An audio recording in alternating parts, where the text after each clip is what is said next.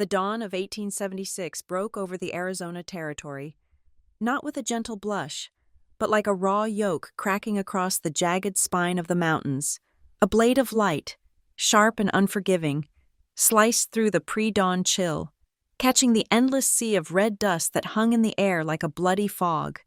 The wind, a restless thief, howled down from Wolf Lantern Gorge, its voice a low moan that promised no comfort. It whipped the dust into swirling phantoms, scouring the hard-baked earth and rattling the bones of the skeletal saguaros that stood as lonely sentinels in a land that God had seemingly forged in a fit of rage and then forgotten. This was Ashthorn Crossing, a place less a town and more a testament to human stubbornness, and into this crucible of grit and wind rode Wren Halley. She was 23, though the grief of the past season had etched lines around her eyes that made her look older.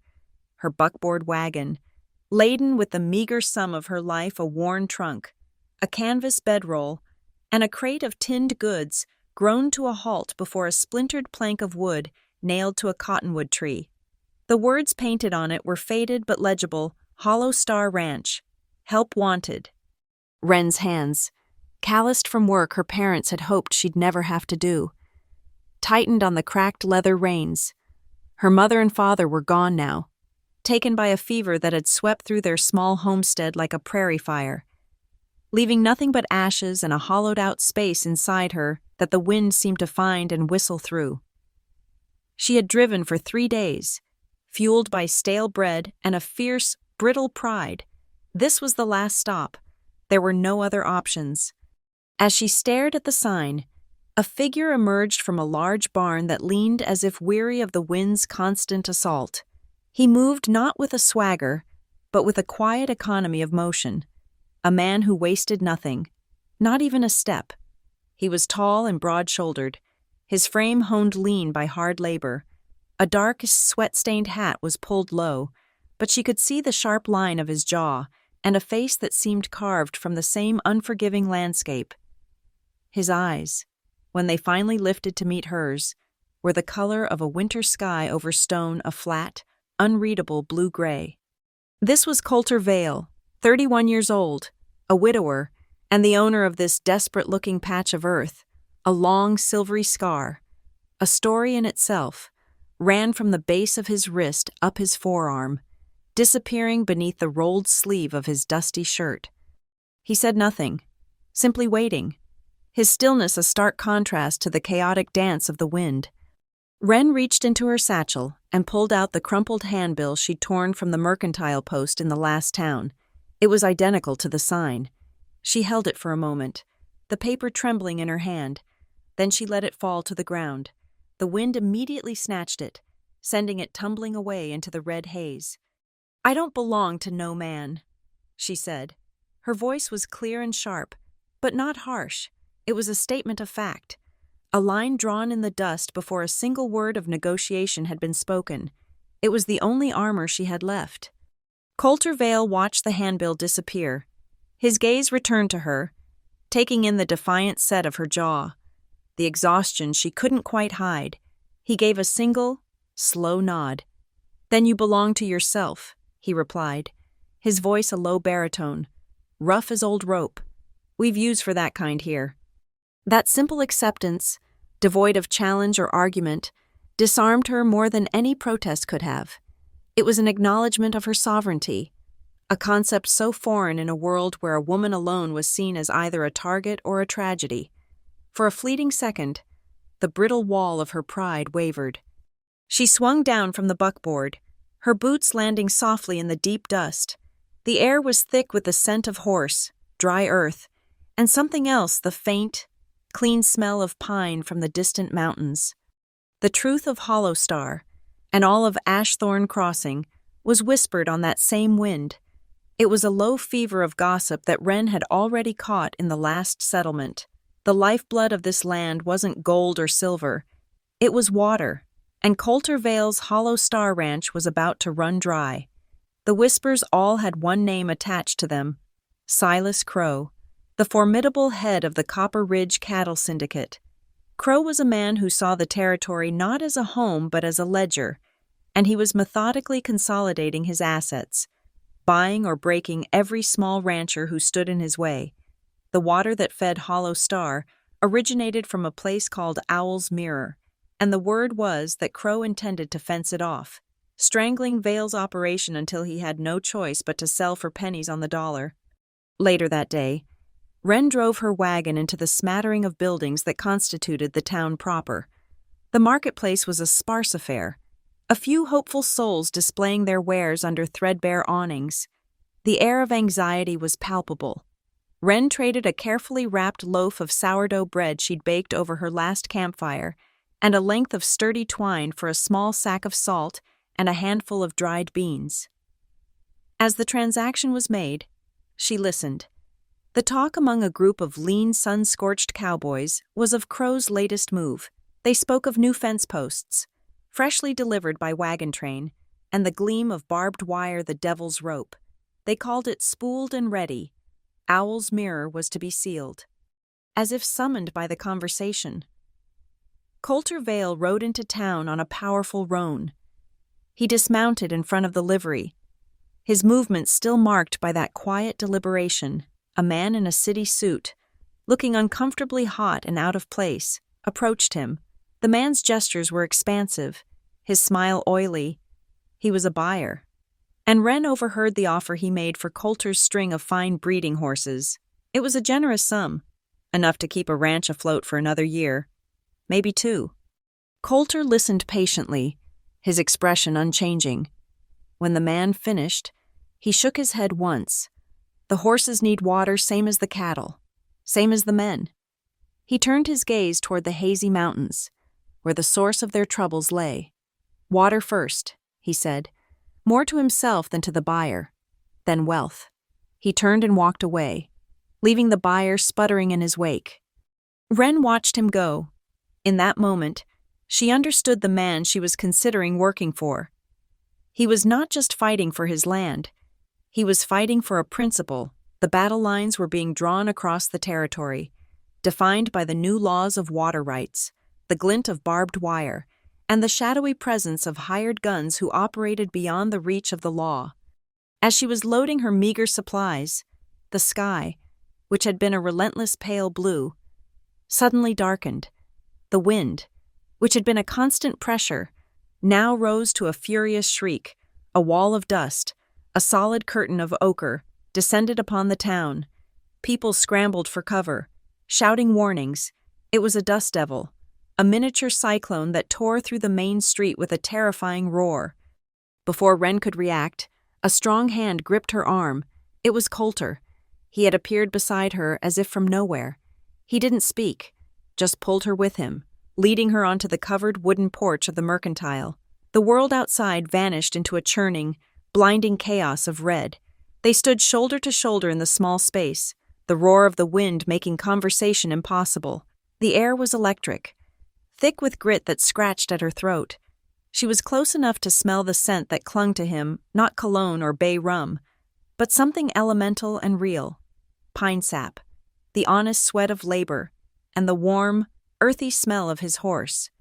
There was no romance in the moment, only the raw, unadorned reality of two people taking shelter from a hostile world. When the squall passed as quickly as it had arrived, leaving a thick blanket of new dust on everything, the silence that fell between them was heavy. "I'll take the job," Wren said, her voice a little hoarse. Colter nodded, his eyes meeting hers.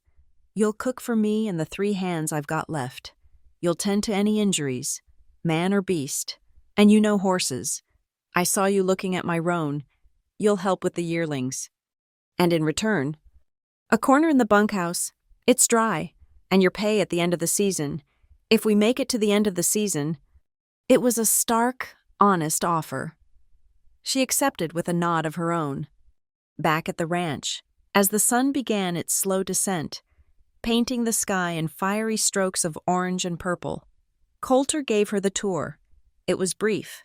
The main house, the bunkhouse, the barn, the corrals. Everything was well maintained but worn, patched and repaired with a careful hand. Finally, he stopped and pointed west, toward a vast, empty expanse of cracked earth and hardy scrub brush that shimmered in the fading light. "That's Dry Lantern Flats," he said. He paused, letting his words settle. "There's one rule here, Miss Hallie. You don't go out onto the flats after sunset, for any reason." He offered no explanation. The command hung in the air, absolute and mysterious. Wren looked from his serious face to the shadowy expanse of the flats, then to the dark maw of a canyon that cut through the landscape in the distance. A flicker of defiance, of innate curiosity, sparked within her. She gave a curt nod of understanding, but her eyes lingered on the forbidden territory. She had agreed to his terms, but she was her own woman, and her spirit was not something that could be easily fenced in. The rhythm of her new life began to settle in, marked not by the ticking of a clock, but by a cadence of potent images, the constant, rhythmic creak of saddle leather, the fine, red dust that coated every surface, a permanent film on her skin, and from the corner of the porch on the main house, a strange, melodic sound that punctuated the silence, the gentle, hollow clinking of a wind chime he had fashioned from a handful of spent shell casings. It was a song of survival, a delicate melody made from the instruments of violence, perfectly summarizing the beautiful, dangerous world she now called home. The kitchen at Hollow Star was a whitewashed box, smelling of lye soap, old wood smoke, and the ever-present red dust that seeped in through the window cracks. By her second day, Wren Hallie had claimed it. She worked with a fierce, contained energy. Her hands, which she'd once tried to keep soft, now rediscovering the rhythms of her mother's work. She was punching down a heavy mass of sourdough, the starter a precious, living thing Coulter had preserved. Her knuckles drove into the dough, folding and turning it on the floured pine board. To break the oppressive silence of the main house, she sang. It was a low, humming tune, a folk song from the mountains her parents had left behind, its words worn smooth with time. She sang not for an audience, but for herself, using the simple melody as a shield against the vast, echoing loneliness of the ranch house. Outside, unseen on the porch, Coulter Vale stopped. He'd been heading to the forge, hammer in hand, but the sound a woman's voice, soft and clear, inside that house rooted him to the spot. It was a sound he hadn't heard in 2 years, and it struck him with the force of a physical blow. He listened, his head bowed, the brim of his hat hiding his expression. He heard the stubbornness in the song, the resilience. It was the sound of someone refusing to be broken by grief, and his own profound loneliness, a cold, hollow thing, reached out toward the sound of her defiant pride. He wanted to step inside, to stand in the same room with that small pocket of life, but he didn't. He respected the boundary. The song was hers, not his. After a long moment, he turned, his boots silent in the thick dust, and walked away. Wren, oblivious, finished the bread, her focus absolute. Later, she met the rest of the Hollow Star's skeleton crew. There were only 3, all men who bore the brand of hard lives, and all bound to Coulter by more than wages. There was Mesa Quinn, the eldest, his face a roadmap of sun-scorched wrinkles, and his eyes a startlingly bright blue. He was the foreman, the second in command, a man who spoke little but missed nothing. Bo Reddick was the muscle, a broad-shouldered man of few words and immense strength, who seemed to communicate mostly in grunts and nods. And then there was Little Harp, a wiry youth who couldn't have been more than 18, all quick energy and nervous glances. Mesa explained their loyalty simply one afternoon while Wren mended a split saddlebag.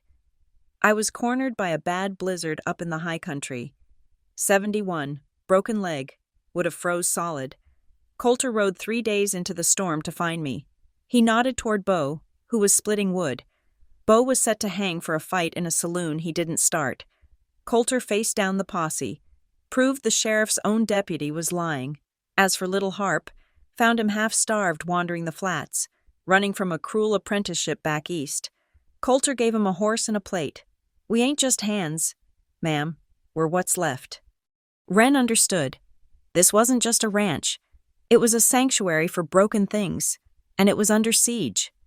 Her first night in the small, clean corner of the bunkhouse, she learned what that siege meant. Sleep was shallow, the thin walls offering little protection from the vast, living night. A sound jerked her from a doze, a low, panicked bleating from the calf pen, followed by the unmistakable, chattering yip of a coyote. She was out of her cot in an instant. She didn't think to wake the others.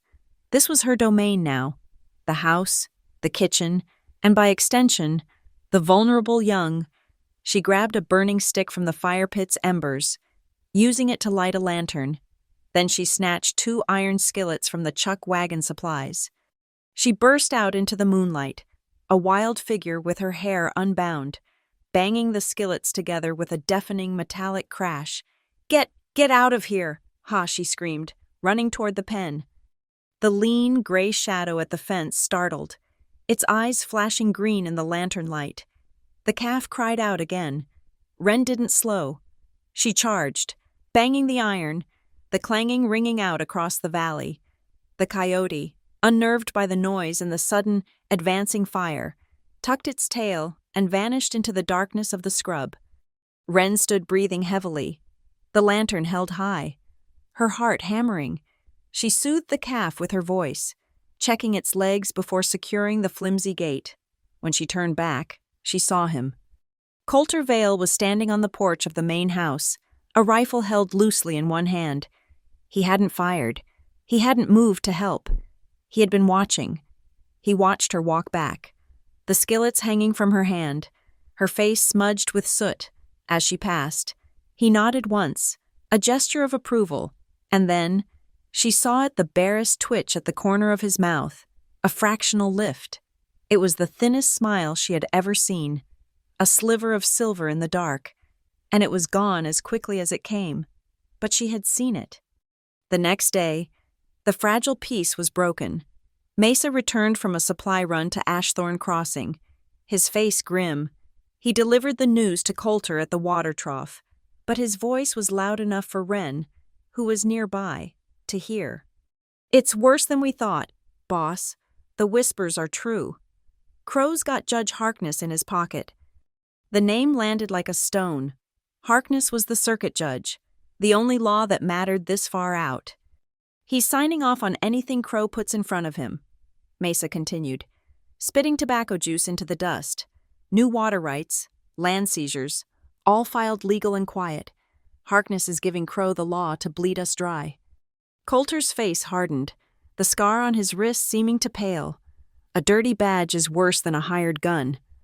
"That's just it," Mesa said. "He's got both." The news settled over the ranch like a shroud. A new, palpable tension strung the air taut. That afternoon, driven by a cold anxiety, Wren took one of the gentler geldings and told Mesa she was checking the eastern fence line. But she wasn't. She was following the sluggish trickle of the irrigation ditch that fed their main cisterns. It was ancient, dug by hands long since turned to dust, and it was the ranch's artery. She rode for 2 miles, following the dwindling stream until it became a series of muddy puddles, and then, nothing. She found the blockage at a narrow point in the gully. It wasn't a natural fall. It was a dam, hastily constructed of mud, rock, and freshly cut cottonwood branches. It was crude, but devastatingly effective. The water that should have been flowing to Hollow Star was being diverted, pooling and sinking uselessly into the sand. She dismounted, her boots sinking into the wet earth, and she saw the tracks, dozens of them, churned into the mud, hoof prints, but not from range ponies. These were large, shod horses, grain-fed and heavy. Alongside them, she found the print of a large boot, a distinct pattern on the heel, and the stubbed-out remains of a thick, expensive cigar. Silas Crow's men. They weren't just planning to fence the source at Owl's Mirror. They were already choking the supply downstream. When she returned, she reported only to Coulter, her voice low and tight, describing the dam and the tracks. He listened without interruption, his gray eyes turning cold as slate. He didn't thank her, but his gaze lingered, assessing her. The next morning, he found her in the corral, The hands were trying to break a high-strung chestnut mare they called Skylark. She was a beautiful, terrified thing, fighting the ropes, her eyes white with panic as Bo tried to force a heavy saddle on her. "She's got a devil in her," Little Heart muttered, dodging a flashing hoof. "Wait," Wren said, slipping through the rails. Bo stopped, surprised. "Ma'am, she ain't safe." "You're scaring her," Wren said. She approached the mare slowly, her hands empty and open. "Easy now. Girl, easy," she crooned, her voice the same low, calming tone she'd used on the calf. She didn't look the mare in the eye, but rather at her shoulder, moving in a slow, patient circle. The mare snorted, trembling, but watched her. Coulter, Misa, and the others watched in silence. Wren spent an hour in that corral. She never threw a rope.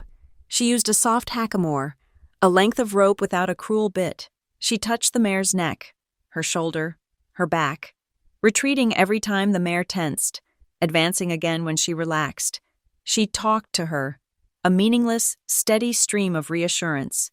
It was a conversation of patience, a stark contrast to the violence of breaking by noon. Wren was sitting on the mare's bare back, the horse standing, trembling but compliant, chewing her lip in acceptance. Wren slid off and stroked the mare's neck. "She's not a devil, she's just smart." That evening, Coulter approached her as she cleaned the kitchen. He didn't speak, just held out his hand. On his palm was a heavy ring of iron keys. "The storeroom," he said, "and the cellar. You'll be in charge of rations." Wren looked at the keys, then at his face. This was more than a promotion. The storeroom held their grain, their ammunition, their cured meats, their seed, their future. It was the ultimate symbol of trust on a ranch where every bean was counted. She took the keys, her fingers brushing his calloused palm. "I'll keep a careful inventory," she said. He nodded. "I know you will." The trust, once given, opened other doors. A few days later, Mesa found Wren in the main house, standing in the parlor. She was there to sweep, but she had stopped, struck by the room's profound stillness. It wasn't just unused. It was preserved. A fine layer of dust covered everything. But underneath, she could see expensive furniture, a piano with its key cover down, and delicate porcelain figures on the mantel. It was a room that had been loved and then abandoned. His wife, Elodie, Mesa's voice, quiet behind her, made her jump. She turned, embarrassed. "I was just sweeping." "It's all right." He stepped into the room, his hat in his hands, his voice softening. This was her room. She played that piano. Came from back east, Boston. Wren looked at the cold, silent instrument. "What happened?" "Fever," Mesa said, his gaze distant. "Summer ague, they called it. Nothing to be done. She wasted away in that room upstairs. Coulter. He ain't been the same since. That was 2 years ago. He locked this room, and I reckon he locked a part of himself in here with it. He hasn't slept in the main house since. Stays in the small room off the barn." Wren looked around at the room, which felt like a tomb, like furniture covered in white sheets, waiting for occupants who would never return. She finally understood the depth of Coulter's solitude, the source of the emptiness that mirrored her own. He wasn't just a widower, he was a man haunting his own home. That night, Wren sat on the steps of the bunkhouse, the weight of the day pressing down on her. The keys to the storeroom felt heavy in her pocket. The sky was a vast, glittering expanse of diamonds. So bright and cold, it made her feel impossibly small. She was earning her place. She was respected. She was trusted. And she was beginning to feel something for the broken, silent man who owned this place. She felt a dangerous pull toward him, a desire to ease the loneliness she recognized so well. She pulled a small, worn journal and a pencil stub from her apron. In the faint light from her lantern, she wrote a letter to the only person she could trust. "To myself," she wrote, "you are here for a wage. You are here to survive. You are here to be your own woman. This land is hard, and the people are harder. They are not your family. He is not your concern. Do the work. Earn your pay. Do not go soft. She closed the book, her jaw set. The next morning, she woke to a new sound silence. The usual rhythmic splash and gurgle from the cistern that fed the house and the troughs was gone. She dressed and hurried outside in the gray dawn. The cistern was nearly empty. The main trough was a muddy basin. The water had stopped, not slowed, stopped. Hollow Star was thirsty. An hour later, Little Harp came galloping back from the main road, his face pale with fear. "Boss, Miss Hallie, they done it," he panted, reining his horse to a sharp halt. "They put up a sign, right on the road, where the creek forks." "What kind of sign?" Coulter asked, his voice dangerously quiet. "A big one. Fresh paint," Harp said, swallowing. It says, "This water and all its sources are the legal property of the Copper Ridge Cattle Syndicate. Trespassers will be punished to the full extent of the law." The sign was a scar on the land, its fresh white paint an arrogant offense against the muted landscape. Coulter, Mesa, and Bo had ridden out to see it, their silence on returning a heavier blow than any shout. The ranch was now an island in a dry sea, the men's faces tight with a grim, waiting anger. But Wren Hallie was not built for waiting. Anger was a fuel, and she intended to use it. Before the sun was fully clear of the horizon the next day, she was in the corral. She bypassed the geldings and went straight to the chestnut mare. Skylark, the one they said had a devil in her. The horse met her with a flicker of white in her eyes, but also recognition. Wren didn't use a bit, only the rope hackamore she'd fashioned. As she swung onto the mare's bare back, she felt the coiled, nervous energy, a mirror of her own. "We're just going for a look, girl," she murmured, leaning low. A quiet look. She didn't ride the main track. She cut east, following the dry, winding scar of the ancient irrigation ditch. She kept to the arroyos and the low ground, Skylark's hooves making almost no sound in the deep dust. She rode with a hunter's focus, every sense straining. The silence of the land was absolute, broken only by the caw of a distant raven and the pounding of her own heart. It took 2 hours to reach Owl's Mirror. It was not a mirror at all, but a wide, shallow basin of alkali-crusted earth, where water was meant to pool in the wet season, seeping slowly into the aquifers that fed Hollow Star. It was now a construction site. The fence was new, the pine posts were still bleeding sap, their ends hacked crudely, driven into the ground with hurried, powerful blows, and strung between them, gleaming with a vicious, oily shine in the morning light, was the new barbed wire. It was a brutal cage, slapped down on the open range, declaring ownership not by right, but by force. Wren dismounted, tying Skylark to a mesquite bush well back from the basin. She moved low and fast, her eyes scanning the churned earth. The boot prints were just as she'd seen them at the mud dam, large, heavy, and made by hobnailed soles. The kind of boot an Eastern factory man or a city soldier might wear, not a working cowboy. Then she found the other sign, near a cluster of freshly dug post holes. Someone had taken a moment to rest. The ground was littered with the spent ends of thick, dark cigars, not roll-your-own cigarettes, not chewing tobacco. These were expensive, imported, a mark of Silas Crow. He hadn't just sent his men. He had come himself, stood right here, and watched them throttle the land. The arrogance of it made Wren's stomach clench. She followed the fence line, her mind racing.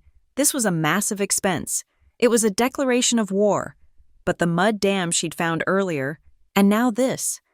It felt like too much, too loud. It felt like a distraction. She needed to know where the diverted water was meant to go. She found a low point where the fence crossed the now dry overflow gully. Using a heavy rock, she hammered at the base of one of the new posts, loosening it in the soft earth. She pushed it over, the wire groaning in protest. She pulled the bottom strand high, creating a gap. Then she used her canteen, pouring her own precious water onto the cracked earth, watching the dark trickle. It didn't pool. It obeyed the land, snaking away, not toward the open flats, but east, toward a deep, narrow canyon, Shiver Gulch. A sharp ping split the air, and a chip of granite exploded from a rock face 6 inches from her head. The sound of the shot echoed a half-second later. Well, now, look what the cat dragged in. The voice was oily, full of a lazy confidence. Wren dove behind the rock, her heart seizing. She peered around the edge. 70 yards away, sitting casually on a big bay horse, was a man. He wore a long duster, and a silver-banded hat was tilted low. He was spinning a long-barreled revolver on his finger. Brant Keeler, Crow's top man. "That's private property you're messing with, little lady," Keeler called, his voice friendly. "Mr. Crow doesn't take kindly to trespassers." Wren's mind flashed. Skylark was too far. The open ground between her and the horse was a killing field. Her only cover was the rocky basin behind her, a maze of cacti and boulders. Keeler sighed, as if bored. "I meant to shoot trespassers, but I suppose Mr. Crow would rather have a chat. Come on out." He nudged his horse forward. Wren didn't hesitate. She bolted, not for her horse, but deeper into the basin. "Stubborn. I hate that," Keeler grumbled, his tone changing. He spurred his horse, the animal leaping forward. Another shot rang out, this one kicking up dust at her heels. Wren ran, her lungs burning, weaving through a thicket of head-high saguaro. She could hear the heavy, thundering pace of the bay behind her, closing the distance. She was fast, but he was mounted. She scrambled up a rock slide, her hands raw, hearing him curse as his horse balked at the loose shale. She gained a few seconds, crossed a ridge, and saw it a dark slash in the side of a cliff face, half hidden by overgrown creosote. A cave. She slid down the other side, her boots filling with gravel, and threw herself into the darkness. The smell hit her first, a choking, acrid stench of ammonia. The air was thick and warm, and then she heard the sound, a high, whispering, rustling sound, like a million dry leaves stirring. The darkness was moving. It was a bat cave. She pressed herself against the cold stone wall, forcing herself not to gag, her eyes trying to adjust. Behind her, she heard Keeler's horse slide to a stop. "You can't hide in a hole forever, honey," his voice echoed into the entrance. "You'll either come out, or I'll come in." He was bluffing, or was he? She heard him dismount. She saw his silhouette block the light. He took one step inside, then stopped. "Ugh, smells like hell in there." He paused, a new sound the scritch of a match. He lit a cigar, the flare briefly illuminating his sneering face. "All right, I ain't paid enough to root you out of a guano pit, but your horse is still out here, and I know who you work for. You tell Coulter Vale he's got 3 days, then this fence is the least of his problems." She heard him spit. 3 days, then we come for the rest of the water, and the land, and anything else he's got."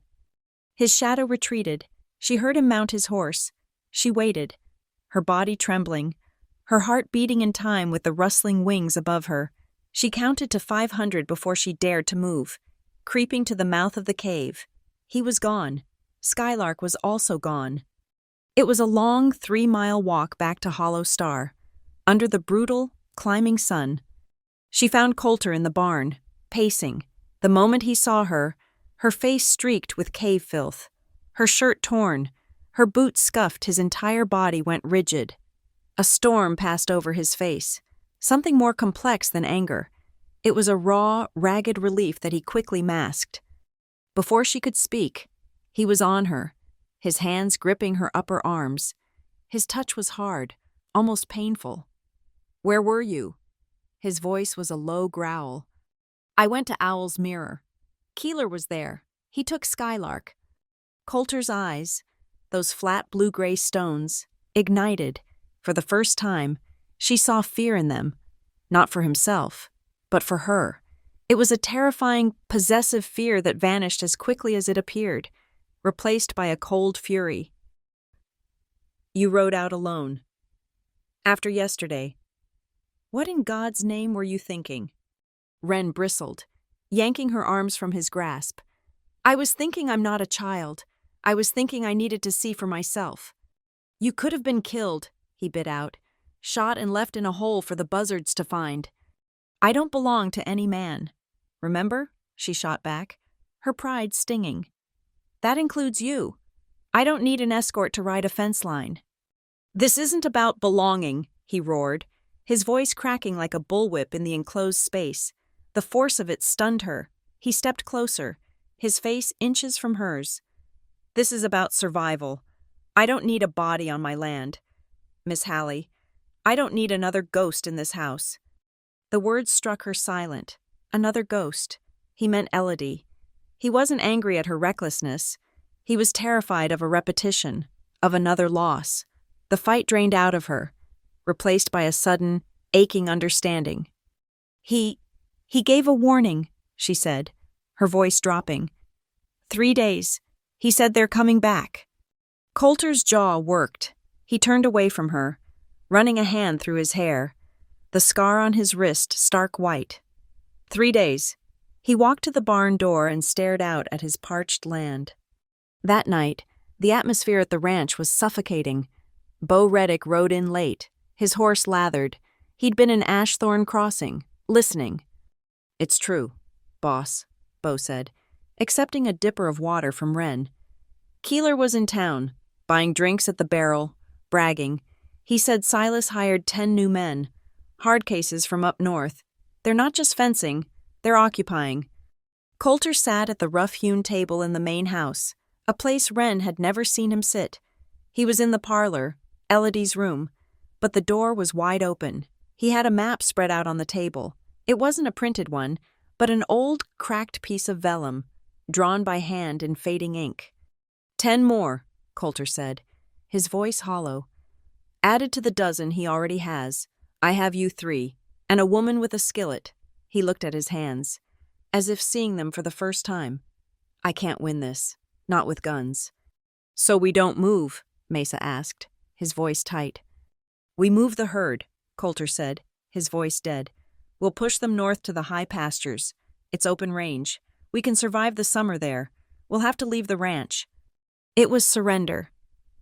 Mesa and Bo looked at the floor, their faces devastated. This was their home. No, Wren said. The men looked at her. No, she said again, stepping forward into the lamplight. You move that herd. You'll never come back. He'll claim the land as abandoned. He'll win. And what do you suggest, Miss Hallie? Coulter asked, his voice weary. We stand here and get shot for dust. We fight, Wren said, but not with guns. We fight with paper. We fight with the law. The law? Bo scoffed. The law is Judge Harkness, and he belongs to Crow. Then we find a law he can't ignore, Wren insisted. She walked to the table and looked at the map.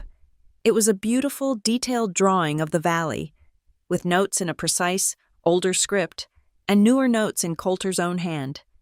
Keeler said they were coming for the rest of the water, and this fence at Owl's Mirror. It's too much. It's a show.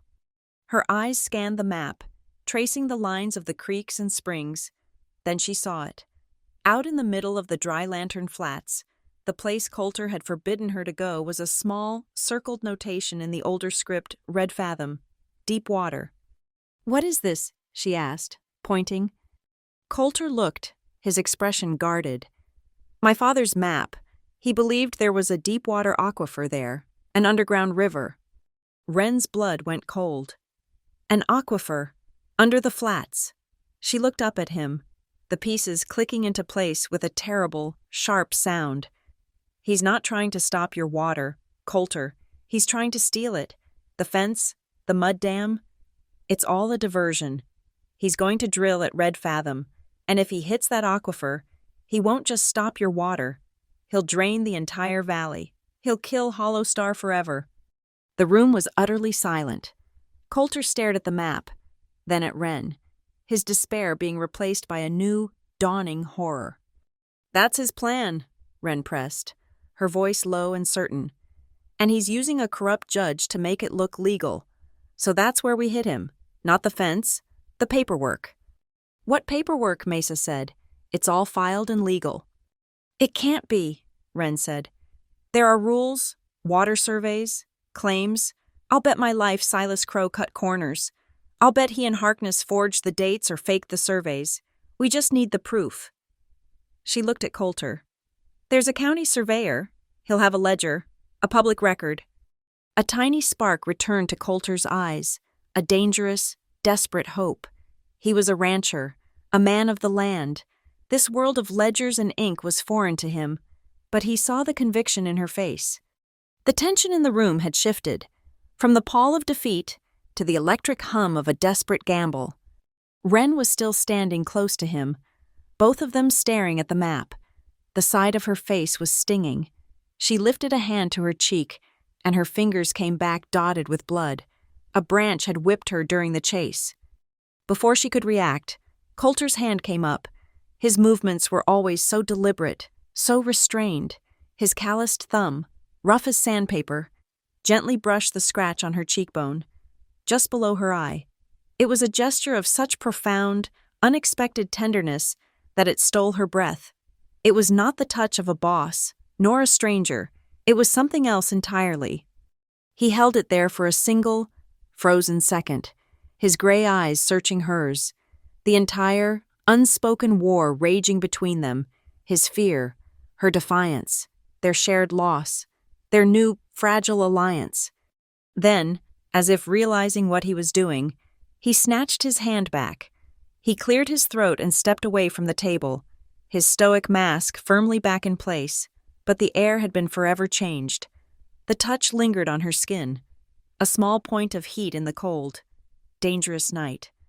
The county surveyor's office is in Pine Vale, Coulter said, his voice rough. It's a 2-day ride. I'll leave at dawn, Wren said. He looked at her, and this time, he didn't argue. He just nodded. Beau will ride with you. Pine Vale was a town built on paper, not grit, where Ashthorne Crossing smelled of dust and manure.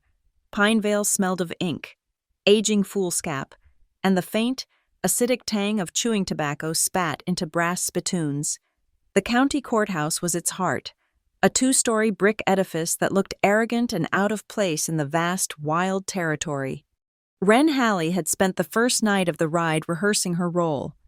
She and Beau Reddick had camped 2 miles out of town, and she had meticulously altered her appearance. Her hair, usually in a practical braid, was pulled back into a bun so severe it made her temples ache. She wore a pair of small, wire-rimmed reading glasses she'd found in her mother's effects. They made the world slightly blurry, but they made her look severe and focused.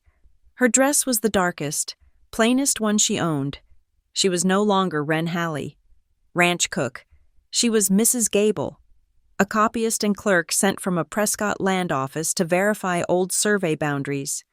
Beau left her at the bottom of the courthouse steps, his expression anxious. You're sure about this? Wren, these are lawmen.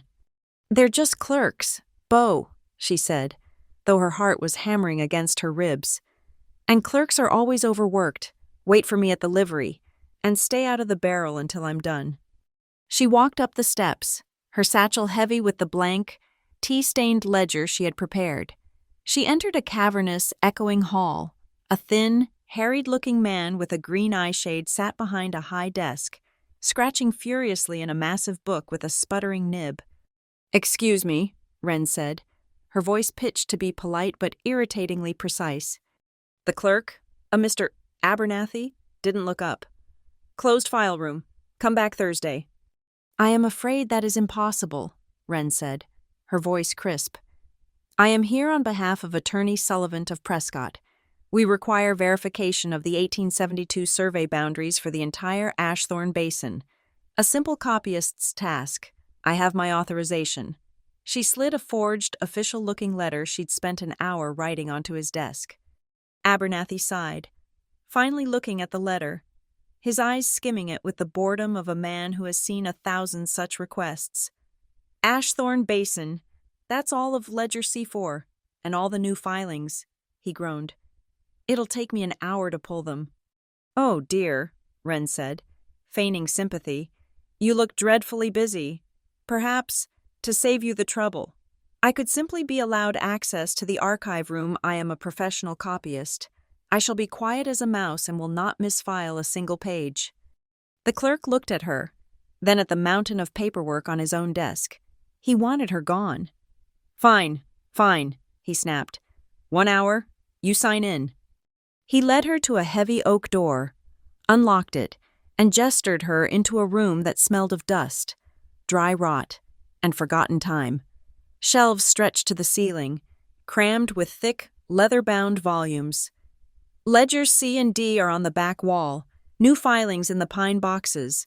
Do not use the ink, pencil only. He shut the door, and the lock clicked. Wren let out a breath she hadn't known she was holding. She moved quickly. She ignored the older ledgers and went straight for the new filings. She found the copper ridge box. It was heavy. She carried it to a small, dust-covered table. File after file, all mundane, and then she found it. Copper Ridge Syndicate, water claim, Red Fathom Basin. Her hands trembled. She opened it. It was exactly as she'd feared. The claim was stamped with a date October 18th, 1876. She knew from the handbills plastered all over town that the new Territorial Water Rights Act, the one requiring public review and auction, had taken effect on October 19th. Silas Crow had filed his claim a private claim under the old laxer law one single day before it would have become impossible. It was too perfect. Then she saw the note. Scribbled in the margin, in a fussy, distinctive purple ink that was different from the clerk's, was a short sentence. Per J. Expedite approval. 10/1876. J. H. Judge Harkness. He hadn't just approved a claim, he had ordered it expedited on the very same day it was filed, bypassing any standard waiting period, ensuring it was grandfathered in before the new law took effect. This was the proof. This was the dirty hand of the law Mesa had spoken of. She heard footsteps outside the door. Quickly, she slipped the file back into the box. Now for the second, more dangerous part of the plan. She located the main shelf for the Ashthorne district. There it was. District Surveyor's Ledger C4, 1870 to 1876. It was bound in dark brown leather, just like the blank book in her satchel. She pulled her satchel onto the table, opened it, and took out the decoy book. Her heart was a trapped bird. This was not copying. This was theft. She listened. The scratching of Mr. Abernathy's pen was the only sound. She pulled the real ledger from the shelf. It was heavy, filled with precise, hand-drawn maps and notes. She looked at her decoy. The color was a near-perfect match. She slid the real ledger into her satchel and slid the blank decoy into its place on the shelf. It was a perfect fit. No one, glancing at the shelf, would ever know. She packed her things, brushed the dust from her dress, and took the filing box back to its place. She waited a full 10 minutes, pretending to make notes in her own journal, before she knocked on the door. Mr. Abernathy unlocked it, looking annoyed. "Finished." "Indeed," Wren said, giving him a thin smile.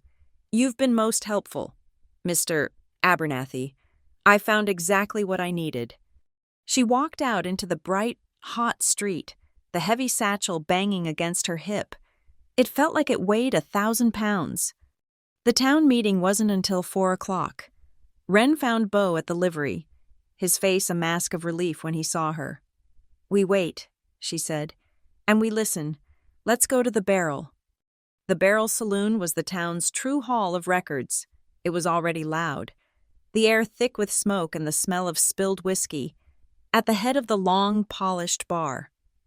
Silas Crow was holding court. He was a big man, florid-faced, wearing a suit that was too expensive for the setting. Brant Keeler stood at his shoulder, a silent, watchful shadow. "It's a new era for Pine Vale," Crow boomed, raising his glass.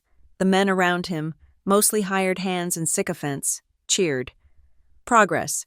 We'll have a new rail spur in here by 78, and it'll be my water that fuels it." Wren and Beau took a small table in the back corner. The proprietress, Orla Finch, was wiping glasses behind the bar. She was a woman in her 40s, with sharp eyes that missed nothing and a pragmatic set to her jaw. "That fool Vale," Crow laughed, loud enough for the room to hear. "He thinks his little patch of dirt matters. He thinks he can fight me. I'm going to wash that Hollow Star Ranch right off the map. And I'm going to use his own water to do it, that meeting this afternoon. A formality. Just a little legal stamp to make it all clean." Wren's eyes met Beau's. Crow was admitting it. Wren stood up. "Beau, wait here." She walked directly to the bar, catching Orla's eye. "Mrs. Finch, a word, if you please." Orla arched an eyebrow and moved to the far end of the bar. "What can I do for you? Miss, you look a mite academic for my establishment." "I work for Coulter Vale," Wren said, her voice low. Orla's expression didn't change, but her eyes sharpened. "A brave choice." "I need a witness," Wren said. "You run a clean business. I'm sure you keep careful books. But I'm guessing Mr. Keeler there doesn't pay for his men's drinks, or for other services, with cash." Orla stopped wiping. "Go on." "He pays with silver chips, from the Barrel Trust, unmarked, untraceable. Easier than carrying a payroll. Wouldn't you say?" "I've seen such things," Orla said cautiously. "Silas Crow is about to use Judge Harkness to steal the water from the entire valley, not just from Hollow Star," Wren said. "He's going to stand up in that meeting and pretend it's all legal. I have proof that it isn't. But I need more. I need someone of standing in this town to speak to the character of the men he employs, to speak to the way they do business, in the shadows, with untraceable money." Orla looked at Crow, her expression unreadable. "He brings in rough men. They break things. They run off my decent customers." "Help me stop him," Wren said. "You don't have to accuse him of anything. Just, if I ask you, will you tell the town meeting what you see? Will you confirm that his top man pays his debts in a way that's meant to be hidden?" Orla Finch looked at Wren. A long, assessing gaze, a slow smile spread across her face. "It would be bad for business if the whole valley went dry." "Aye," she said, nodding once. "If you've got the sand to ask the question, I've got the sand to answer it." Just as Wren turned to go, the saloon doors swung open, casting a long, bright rectangle of light into the smoky room. A figure stood silhouetted against the glare. He was covered in dust, his hat pulled low, his duster coated in the grime of a hard ride. Coulter Vale. He stepped inside, his eyes scanning the room, ignoring Crow completely. They found Wren. The entire saloon went quiet. Crow's laughter died in his throat. Coulter walked directly to Wren's table. "You're all right," he said. "It wasn't a question." "I am," she said. "The meeting's in an hour." He pulled the map from his inner pocket, the old vellum one. He spread it on the small, sticky table. "I rode the line while you were in town," he said. His voice a low rumble meant only for her and Beau. "Your hunch was right. The mud dam you found, it's bigger. They've reinforced it. All the water from Owl's Mirror, what's left of it, is pooling in Shiver Gulch. They've created a reservoir." "Why?" Beau asked. "Why not just let it drain away?" "The drilling," Wren said, her finger tracing the map. "They're going to put a steam drill on Red Fathom. A steam engine needs water, a lot of water. They're stealing our water to power the machine that will steal the rest of it." "It's a choke point," Coulter said, his finger landing on the spot. "If a man or two could get to that dam, break it, the water wouldn't just be lost to them. It would follow the old gully. It would flow straight back to Hollow Star." A dangerous, desperate plan formed in the silence between them. "Tonight," Wren whispered. "Tonight?" Coulter agreed. "But first, we face the judge." The town hall was a large, hot room above the mercantile, and it was packed.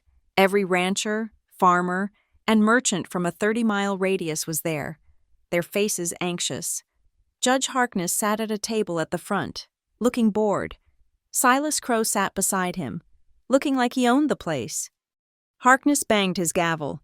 "This meeting is to ratify the private claim filed by the Copper Ridge Syndicate for drilling rights at Red Fathom. This is a matter of territorial progress. A vote to approve the petition." Judge, Wren's voice, clear and steady, cut through the room. A collective gasp. A woman, speaking in a town meeting. Harkness looked up, his face a mask of patronizing irritation. Miss Wren Halley, I'm here representing the Hollow Star Ranch. Crow laughed. Hollow Star Vale. You sending your cook to do your talking now? Coulter, standing against the back wall, didn't move. His silence was its own answer. His gaze fixed on Wren. It was her stage. I am a cook, Mr. Crow, Wren said, walking slowly into the center aisle. And I'm also a citizen, and I've read your claim. She spoke not to the judge, but to the crowd. I'm not here to argue.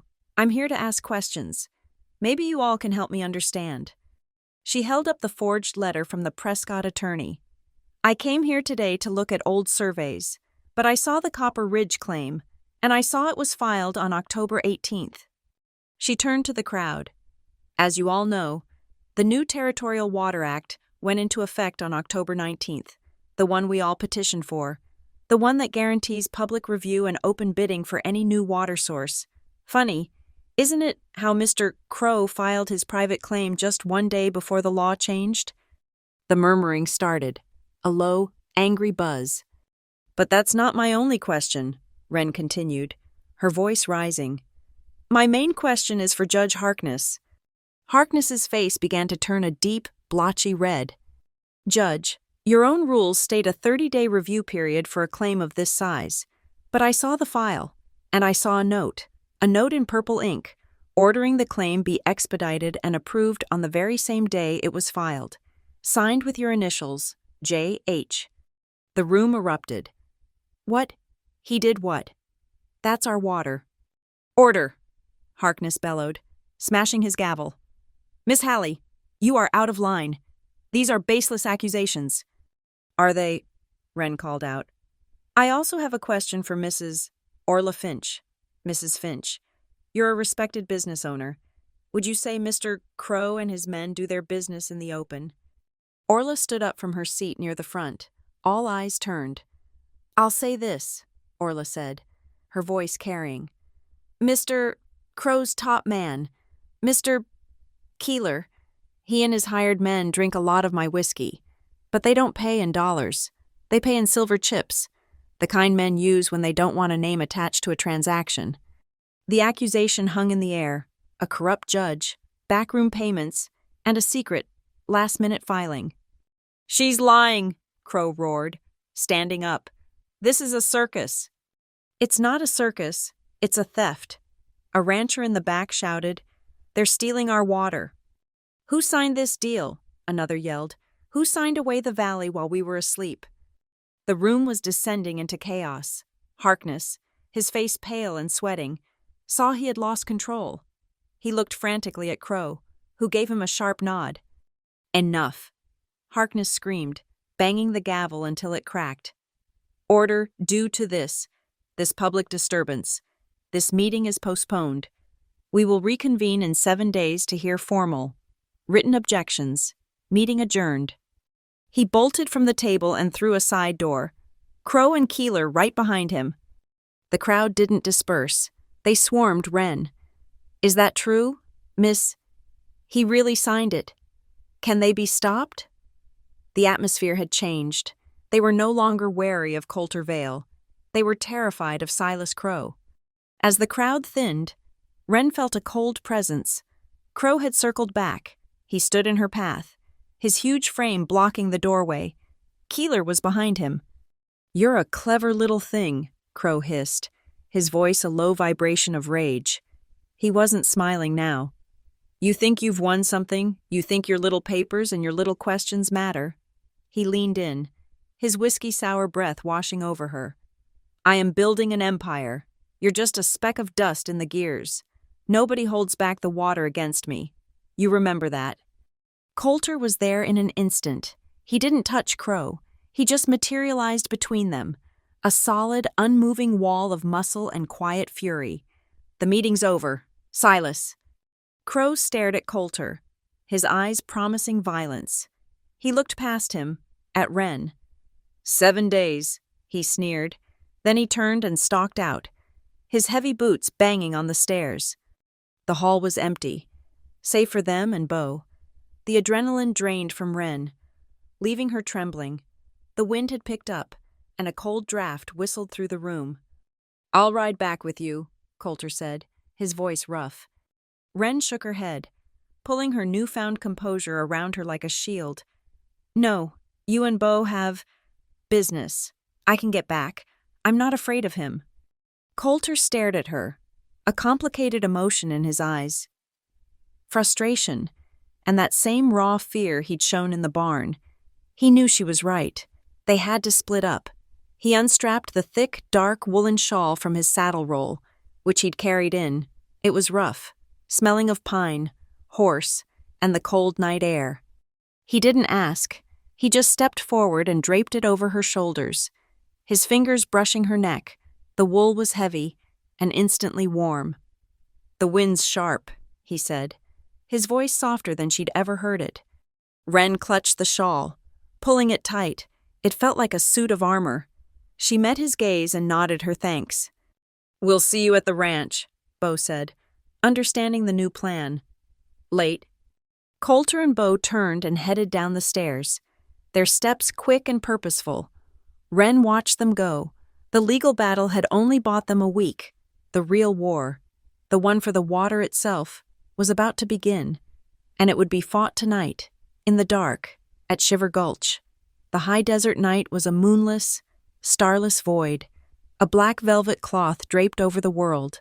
Shiver Gulch was a deeper, jagged tear in that cloth, a place that seemed to absorb what little light remained. The air was dead, still and silent, save for the crunch of their own boots on the gravel. Wren Halley, Coulter Vale, and Mesa Quinn moved like shadows. They had left their horses a mile back, tethered in a dense stand of juniper. Coulter led, his movements economical, his senses straining in the darkness. Wren followed, her mind sharp and clear, the adrenaline from the town meeting having burned away her fear, leaving only a cold, hard resolve. She still wore Coulter's heavy woolen shawl, its scent of pine and horse a strange, grounding comfort. Mesa, his rifle held in a deceptively casual grip, brought up the rear, his eyes scanning the ridges above them. They carried the tools of their desperate gambit, 2 heavy iron crowbars and a roll of thick canvas sandbags. They reached the choke point, the place where Crow's men had dammed the natural flow. In the oppressive dark, they could hear the faint, mocking trickle of the water being diverted. The stagnant pool they had created was a faint, oily sheen, reflecting no light. Coulter reached out, his hand touching the new barbed wire. He tested its tension. The wire vibrated, letting out a low metallic twang that sang in the night air, as loud as a plucked guitar string. All 3 froze, dropping into a crouch. They waited, their breathing held, listening. Only the chirp of a distant cricket. "They're not expecting us tonight," Coulter whispered, his voice barely a breath. "Not after the meeting." He pointed to the dam.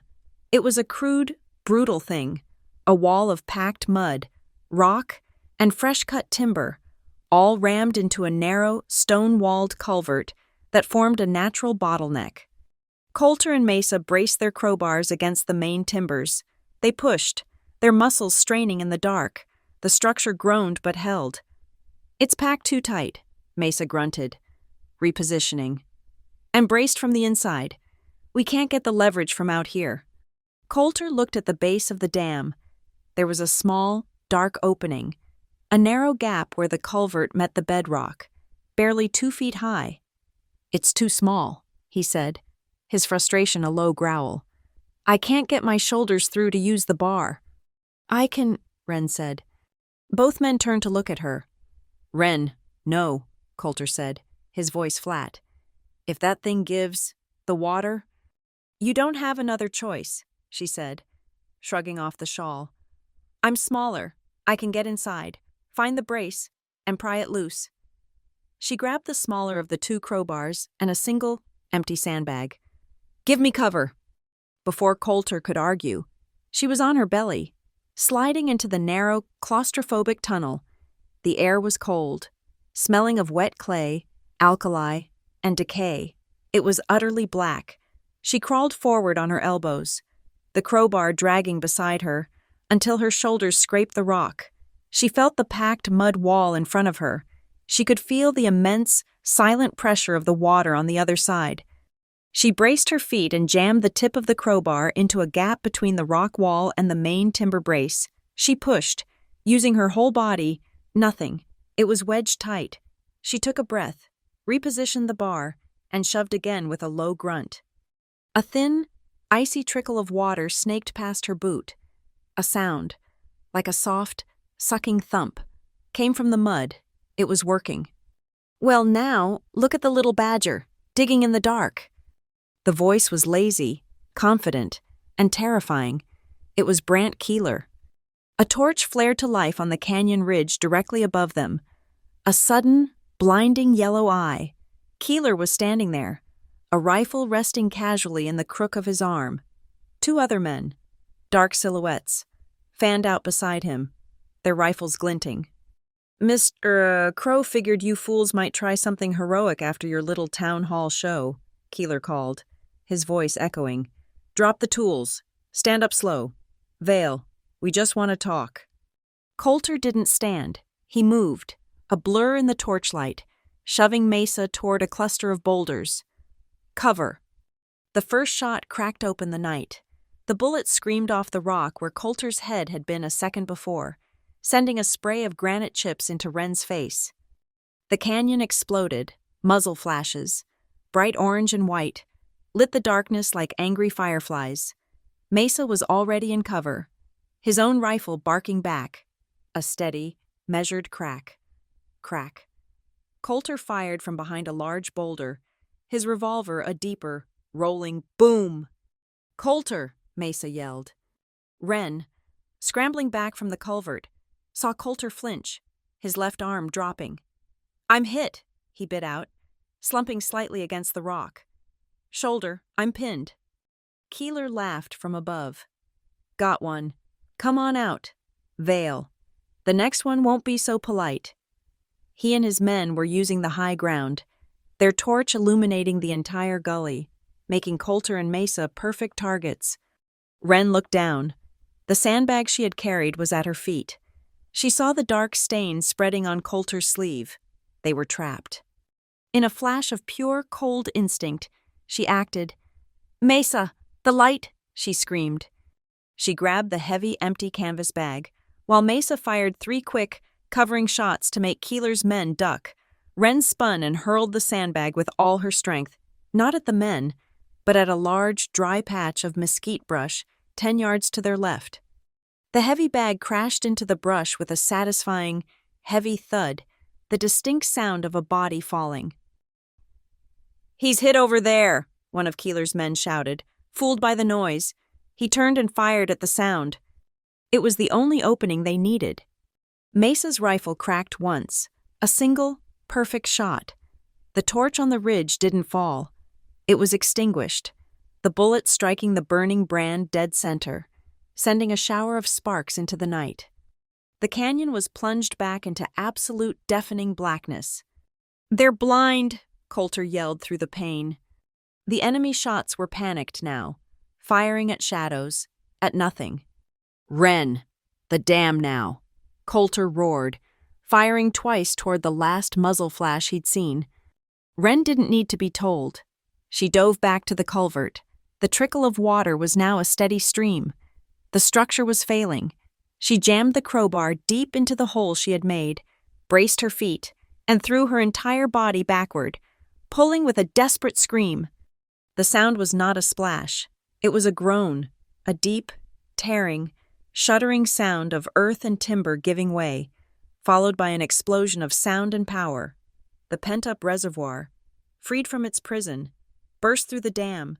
It was a solid wall of noise, a roaring, angry bowl of water. "Run," Coulter bellowed, grabbing her arm with his good hand, hauling her to her feet. They scrambled up the canyon wall, the icy water swirling instantly around their ankles, cold and shockingly powerful. Keeler and his men were shouting above them, their voices thin against the roar, firing blind into the dark as the new, flash-flooding river thundered between them. "This way," Mesa called, his voice just audible. He had found a dark opening in the rock face, a shallow cave carved by some ancient flood, high above the gully floor.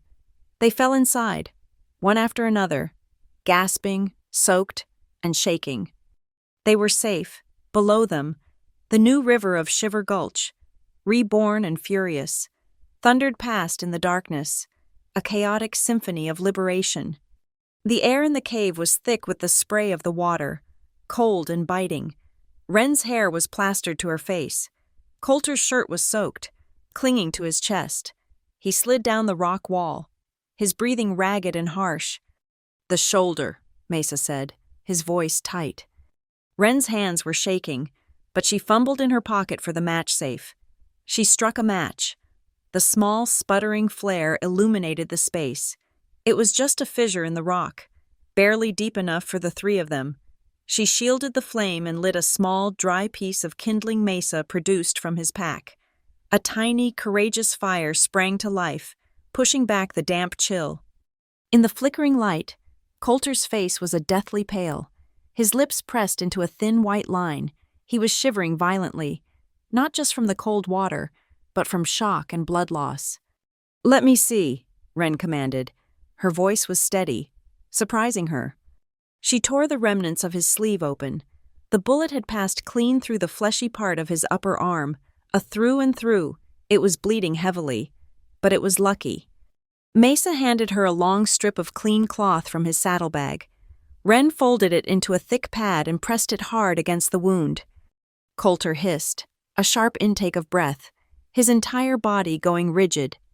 "Hold it," she said, her voice soft but firm. "Hard." She looked at his face. His eyes were closed, his jaw clenched, the scar on his wrist standing out white.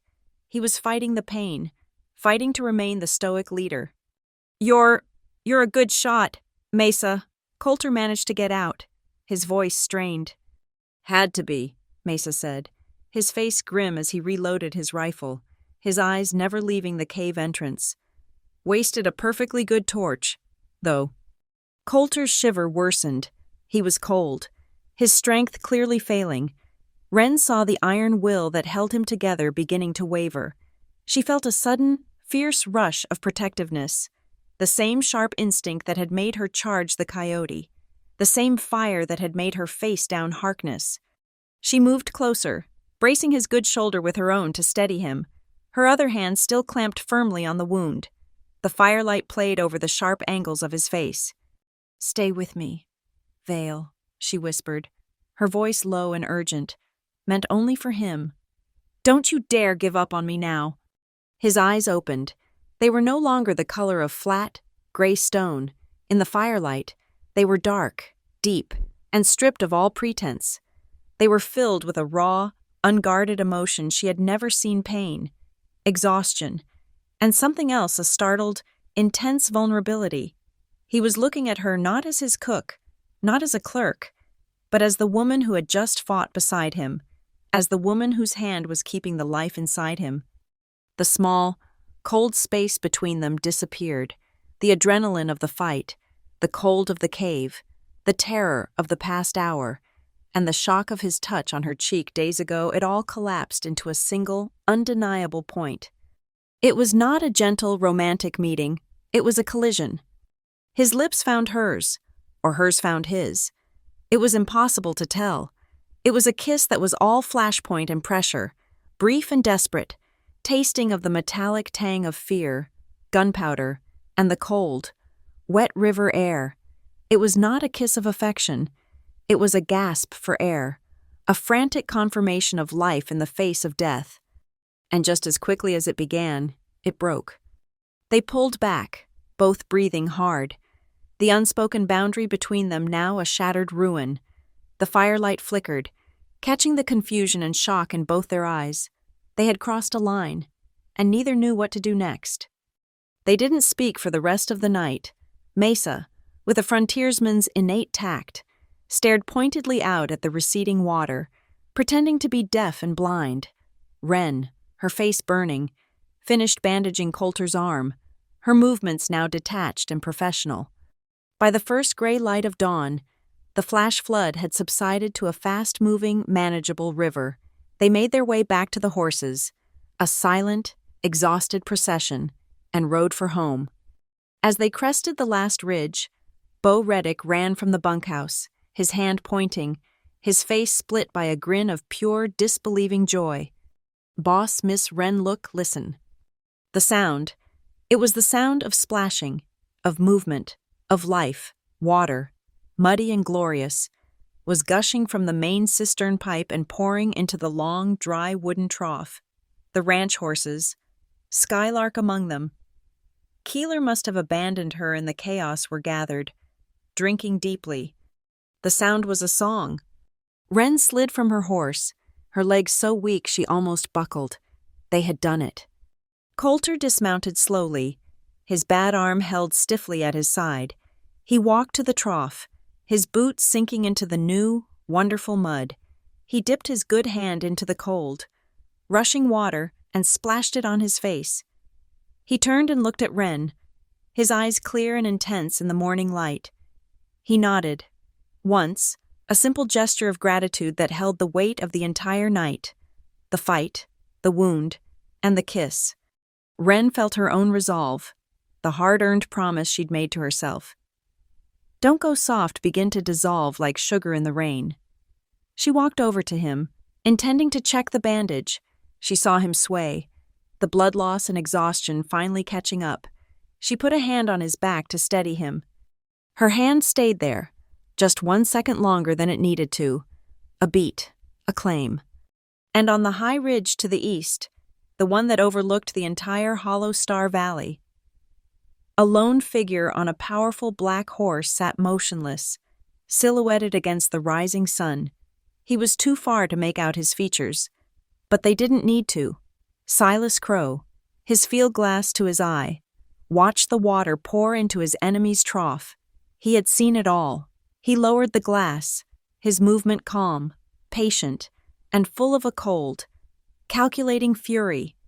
The victory at Shiver Gulch was a fragile one, and the celebration was short-lived. The water ran, but the shadow of Silas Crow lingered, a promise of violence on the horizon. The sky, as if sensing the tension, began to change. The clear, hard blue of the Arizona morning softened into a hazy, sickly yellow. The wind, which had been a constant whisper, dropped into an unnerving silence. "Storm's coming," Mesa said. His bright blue eyes narrowed as he scanned the sky. "A bad one." By midday, the world had turned ochre. The sun was a pale, impotent disk behind a thickening curtain of dust. The wind returned not as a breeze but as a low, guttural growl that vibrated in the chest. It was a sandstorm. A haboob, the kind that could strip paint from a wagon and scour a man's soul. "Everyone to the main barn," Coulter ordered, his voice sharp, his bandaged arm held tight against his side. "Bring the horses in. Secure the shutters." They worked with a frantic, desperate energy.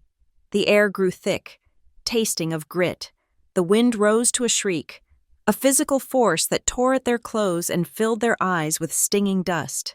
They herded the last of the horses into the relative safety of the massive, timber-framed barn and slammed the huge double doors shut, dropping the heavy iron bar into place just as the full fury of the storm hit. The world outside vanished. The barn was plunged into a dim, dusty twilight, the only light filtering through the high, dirty windows. The sound was terrifying, a constant, deafening roar, as if they were trapped inside a giant drum being beaten by 1,000 angry fists. The wind howled like a pack of starving wolves, its claws scrabbling at the wooden walls, seeking a way in. They were a small, huddled group in the vast, echoing space Coulter, Wren, Mesa, Bo, and Little Harp. The horses shifted nervously in their stalls, their snorts and whickers barely audible above the tempest. The storm had shrunk their world to the size of this building, pressing them together, stripping away the normal distances of work and rank. "I need to change that bandage," Wren said. her voice raised to be heard over the din. Coulter, who had been leaning against a support beam, his face pale with exhaustion, just nodded. She led him to a small, cleaner space in the tack room, lit by a single, steady lantern. The others gave them a wide berth, a silent, unspoken acknowledgement that this was a private space. The tack room smelled of leather, horse sweat, and saddle soap. The roar of the wind was slightly muffled here. Wren gently unwrapped the blood-stiffened cloth. The wound was clean, but the edges were an angry red. Coulter didn't flinch as she cleaned it with carbolic soap and fresh water from a canteen. He just watched her, his expression unreadable in the flickering lantern light. "You were a ghost," he said, his voice a low rumble. Wren stopped, her hands hovering over his arm. "What?" "In the barn that night, the first time I saw you, when you were hurt, I told you I didn't need another ghost in this house." He looked away, his gaze falling on a row of polished bridles. "It wasn't fair of me to say that." She resumed her work, her touch gentle. "You were talking about your wife, Elodie." He was silent for a long moment, the only sound the howl of the wind and the soft dab of her cloth. "She loved this place," he finally said, his voice rough with disuse, as if the words themselves were painful to form. "She saw something in it, something I'd stopped seeing. She wanted to fill this valley with music and children." He took a ragged breath. "The fever took her so fast. 1 week, she was planting roses by the porch. The next, she was gone. I locked her room. I thought if I could just keep everything the same, it would be like she was still here. But all I did was trap a ghost, and myself with it." Wren finished tying the clean bandage, her fingers lingering on the knot. She looked at his face, seeing not the hard, silent rancher, but a man hollowed out by a grief he had never allowed himself to speak. "My parents were gone in 3 days," she said, her voice quiet. "One morning, we were having coffee. The next, I was digging their graves. There's a stillness that comes after, an emptiness. I think I ran from it. I ran until I ended up here." "Why here?" he asked, his gray eyes finally meeting hers. "You're not like anyone in this valley. You fight with paper and words. You could have gone to a city, Prescott, Phoenix." "I don't belong in cities," she said, a hard edge returning to her voice. She began to pack away her supplies, a sudden need to create distance. "I chose this life, this freedom." She paused, then added, her back to him, "I chose freedom because I was once arranged." He was silent. She could feel his gaze on her back. "Arranged." "My father," she said, turning to face him, "before he lost everything, was a man of some means. He made a deal, my hand in marriage for a business partnership. I was to be part of a contract, a piece of property. Then the panic came, and he lost his fortune. The deal fell through. The man I was promised to, he didn't want a bride with no dowry." She gave a short, bitter laugh. "It was the best thing that ever happened to me. It taught me that the only person I can ever truly belong to is myself." He stood up, moving slowly until he was standing in front of her. The small room suddenly felt much smaller. The lantern cast his shadow, large and dark, on the wall behind him. "I've been afraid of the wrong thing," he said, his voice thick with a new, raw emotion. "All this time, I thought I was afraid of Silas Crow, of losing this land to him." He shook his head, a small, almost imperceptible movement. "But that's not it. I'm afraid of losing it again, of this place turning back into a graveyard, of the silence coming back." He looked directly at her, his eyes holding hers, the last of his defenses finally crumbling. "I'm not afraid of Silas Crow," he said, his voice barely a whisper. "I'm afraid of losing you." The confession hung in the air between them, more powerful than the storm raging outside. It was the simplest, most honest thing he had ever said, and it struck her with the force of a physical blow. The wall she had so carefully built around her own heart, the one she'd reinforced with the ink of her journal, "Don't go soft," crumbled to dust. In the dim, flickering light, she saw the truth of him. He wasn't her boss. He wasn't her savior. He was a man, just as broken and just as determined as she was, reaching for her across an abyss of loneliness. She didn't plan it. Her hand came up, her fingers gently tracing the sharp line of his jaw. He closed his eyes at her touch, leaning into her palm as if he were starving. His good hand found hers, his calloused fingers lacing through her own, a perfect, rough fit. He drew her closer, and this time, the kiss was not the desperate, frantic collision in the cave. It was a slow, deliberate claiming. It was deep and sure, a silent conversation in the dark. It spoke of shared grief, of mutual respect, of a fierce, stubborn hope. It was a promise made without words, a covenant sealed in the heart of the storm. They held each other in the darkness, two solitary figures finding shelter not just from the wind, but from the world. The roar of the storm outside raged on, a wild and feral beast.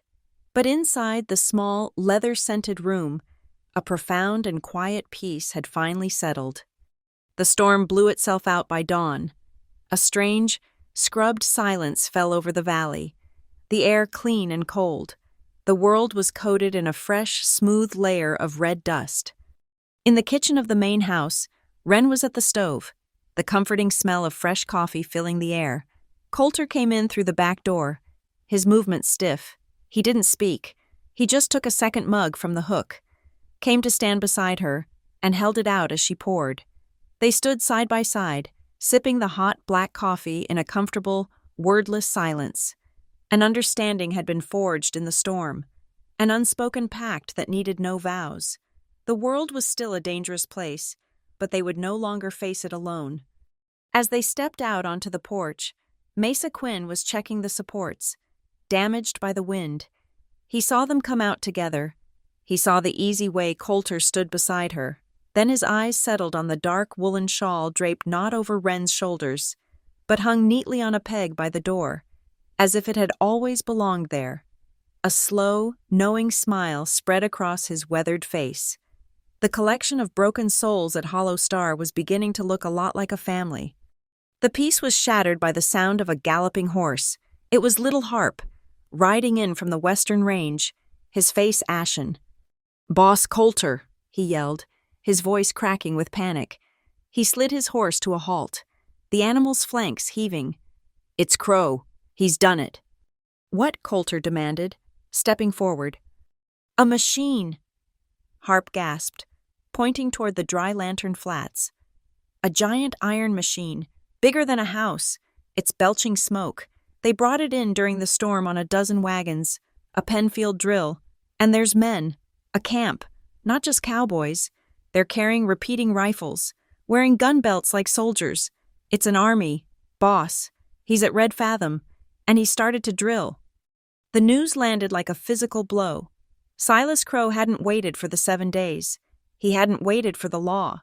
He had used the cover of the storm to make his move, a blatant act of war. Coulter's face was a thundercloud.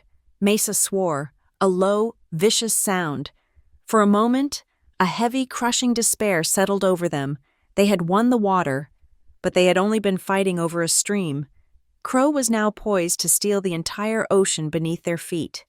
Wren looked from the despair on their faces to the dark plume of smoke rising in the distance. The fear, the softness she had allowed herself to feel in the storm, was burned away by a sudden, cold fury. "No," she said, her voice sharp and clear, cutting through the gloom. "He's made a mistake. He's overplayed his hand." The men looked at her, startled by her tone. "We can't fight his guns," she said, her mind racing, connecting the pieces, the purple ink, the silver chips, the arrogant boasting in the saloon. "We can't stop that drill, but we can stop him." She looked directly at Coulter. "We have to hit the money. If his capital dries up, Silas Crow is finished." "What capital?" Bo asked, having joined them on the porch. "The man is as rich as a king." "No, he's not," Wren said, conviction hardening her voice. "He's spending a fortune. That drill. Those mercenaries. It's more cash than he has. He's leveraged. He's borrowing. And I'll bet I know where he got the money. The Barrel Trust. Orla Finch's silver chips, Mesa said, understanding dawning. Exactly, Wren said. A man like Crow, borrowing that much money for a high-risk venture like this, would have had to sign a mortgage agreement, and every one of those agreements has a standard morals clause, a fraud provision, a clause that says if the borrower is found to be engaged in illegal activities or fraudulent claims, the bank has the right to immediately cancel the loan and seize the assets. She had their complete attention now. The spark of a new, audacious plan lit their eyes. We have the proof of his fraud, Wren continued, her voice gaining speed and power. The backdated claim, Judge Harkness's note, but it's not enough on its own. We need to create a panic at the bank. We need Orla Finch. Coulter looked at her, a slow, grudging admiration dawning on his face. He had fought his whole life with his fists and the land. She fought with a chess player's mind. I'll ride to Pine Vale, Wren said. I'll make a deal with Orla, her ledger, the one that documents Keeler's silver chip payments. In exchange for our word, we'll keep her saloon supplied with all the cured meat she needs this winter, free of charge. That's a steep price, Mesa noted. It's cheaper than losing everything, Wren countered. She looked at the smudge of smoke on the horizon. Crow thinks he's won. He's arrogant. He's moving fast. And he's left a trail of paper a blind man could follow. She turned to Coulter, her expression grim. The hearing with Harkness is in 6 days, but the bank won't wait for a judge's ruling if they think they're about to lose their money. From the moment I get that ledger, the clock starts. She looked at the faces of the men around her, and at the man standing beside her. We have 72 hours to ruin Silas Crow. The drill at Red Fathom was a violation. It was a rhythmic, pounding, metallic heartbeat that echoed across the dry lantern flats, a constant, ugly reminder that Silas Crow was tearing the life out of the earth beneath them. The plume of black smoke was a flag of occupation, a stain on the sky. They had 72 hours. The plan was not one of force, but of espionage. Their way in was a man named Eddie Glass, an itinerant photographer Wren had located in Pine Vale. He was a small, nervous man with ink-stained fingers, who traveled the territory in a wagon that smelled of silver nitrate and dark dreams. Wren, funded by a small advance from Orla Finch, had hired him for a very specific task. Mr. Crow's new enterprise is the talk of the territory, Wren had explained, her voice a mix of admiration and business acumen. He's a man of vision, Mr. Glass, a man who understands history, a commemorative photograph of his great machine, his men. The very moment of his triumph, he would consider it an insult if you didn't document it. Eddie, smelling a significant payday, had agreed. 2 days later, a rickety wagon carrying Eddie Glass, his massive box camera, and his myriad chemical chests rolled onto the flats. Wren sat beside him, dressed again in her severe Mrs. Gable clerk's outfit. In the back, little Harp, dressed in workman's overalls, posed as the photographer's assistant, his wiry frame hidden among the crates. The drill site was a raw wound. It was a chaotic camp of rough tents, stacked timbers, and piles of coal. The air thrummed with the pounding of the steam engine and the shouts of hard-faced men. These were not cowboys. They were mercenaries, all wearing repeating rifles and heavy sidearms. A guard with a bored, mean face stepped out, his hand on his revolver. "That's far enough. This is Copper Ridge property." "Good day," Wren called out, her voice bright and officious. "We are here at the request of Mr. Crow's office. Mr. Eddie Glass, the foremost photographic artist in the territory, is here to document the commencement of this historic endeavor for the Arizona Courier." She was gambling on Crow's monumental ego. The guard hesitated. The foreman, a burly man with a clipboard, stomped over. "Nobody told me about a picture taker." "It was a last-minute arrangement," Wren said smoothly, hopping down. "Mr. Crow is, as you know, very particular about posterity. He wants a photograph of the crew, his pioneers of industry." Surely you wouldn't want to deny him that. The foreman, caught between his orders and his boss's vanity, grunted. Fine, but be quick, and don't get in the way. The distraction was in motion. Eddie Glass, a natural fuss budget, began the laborious process of setting up his tripod and heavy camera. He disappeared under his black hood, shouting muffled instructions. I need more light, less shadow. Gentlemen, please, an historic portrait demands dignity. Wren, meanwhile, took charge. Gentlemen, please, gather round, she called to the drill crew, who were wiping grease from their faces, preening for the camera. We must have the sign in the picture, the magnificent Copper Ridge sign. There. How else will future generations know whose great vision this was? She herded the vain, rough lumber men into a group, positioning them directly in front of the large, freshly painted sign. Then, she spotted her true target, inside the foreman's open-fronted shack. A large wall calendar from the Barrel Trust Bank hung on a nail. The date, October 23, 1876, clearly visible. Mr. Foreman, Wren called. You must be in the center. You are the captain of this ship. Perhaps you could stand just here, in the doorway of your office. Yes, like that. It shows you commanding the operation. The foreman puffed out his chest and stood exactly where she wanted. From the camera's perspective, he was framed in the doorway, the Copper Ridge sign to his left, and the bank calendar, with its bold date, clearly visible over his right shoulder. Hold perfectly still. Gentlemen, Eddie yelped from under the hood. He uncapped the lens, counted to 10, and capped it. One plate secured. Now, I must prepare another. It will be 20 minutes. This was the second phase of the distraction. As Eddie began meticulously preparing a new glass plate, the foreman grew impatient. This is taking all day. Sir, Wren said, stepping in with her clipboard. While Mr. Glass prepares, perhaps you and I could go over the shipping manifests. Mr. Crow was very specific that the Barrel Trust's invoices be verified. This was a language the foreman understood. Barrel Trust. About time. Half this equipment is sitting on their credit. He led her into the shack, away from the crew.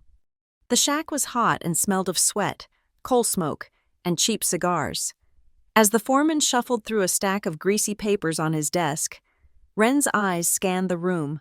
There it was, a heavy metal lockbox, sitting on a crate in the corner, and, true to her gamble on their arrogance, the key was still in the lock. Mr. Foreman, Wren said, her voice sharp. This manifest here, it lists 12 crates of drilling bits. I only counted 11 on the loading dock. What? That's impossible, the foreman snapped, his pride wounded. He grabbed the paper from her. I signed for 12. As he turned his back, stomping to the doorway to count the crates himself, yelling at one of his men, Wren moved. It took 3 seconds. She crossed to the box, turned the key, and lifted the lid. Inside, beneath a few payroll ledgers, was a thick vellum document with a dark green ribbon. She saw the embossed seal of the Barrel Trust. It was the site's copy of the trust deed, the loan agreement, the promissory note that funded the entire operation. She folded it in half and slid it into the waistband of her skirt, beneath her clerk's jacket. When the foreman turned back, growling about incompetent shippers, she was standing exactly where he'd left her. My apologies, sir, she said. I see the 12th crate now, behind the coal sacks. My error. They concluded their business, took one more pointless photograph, and packed the wagon. Wren and Little Harp, carrying the precious undeveloped glass plate and the even more precious document, drove away from the drill site, their hearts pounding in time with the receding thud of the engine. They met Bo Reddick at a prearranged rendezvous, a dry arroyo 5 miles away. The plate, Wren said, handing the heavy protected box to him. Ride to Pine Vale. Go to the Arizona Courier. Give this only to the editor. Tell him it's the front page. Go. Bo, understanding the urgency, didn't speak, just nodded and spurred his horse into a gallop. Wren and Little Harp were to ride back to Hollow Star. They were halfway to the Ghost Heart Bridge when the voice came from the ridge above them. "That's a nice wagon, but you two don't strike me as photographers." Brant Keeler and two of his men emerged from the rocks, blocking their path. "Mr. Keeler," Wren said, her hands tight on the reins. "A lovely afternoon." "Cut the talk," Keeler sneered. "I saw you at the drill site. What were you steals?" Wren didn't let him finish. "Harp, now!" she screamed. She snapped the reins, lurching the wagon forward, straight at the horseman. Harp, in the back, grabbed a sack of feed and hurled it, startling the horses. Keeler's men scattered, and Wren drove the wagon between them, bouncing wildly over the scrub. "After them!" Keeler roared. The chase was desperate. The heavy wagon was no match for the speed of Keeler's horses. "Ghost Heart Bridge! It's our only chance!" Wren shouted.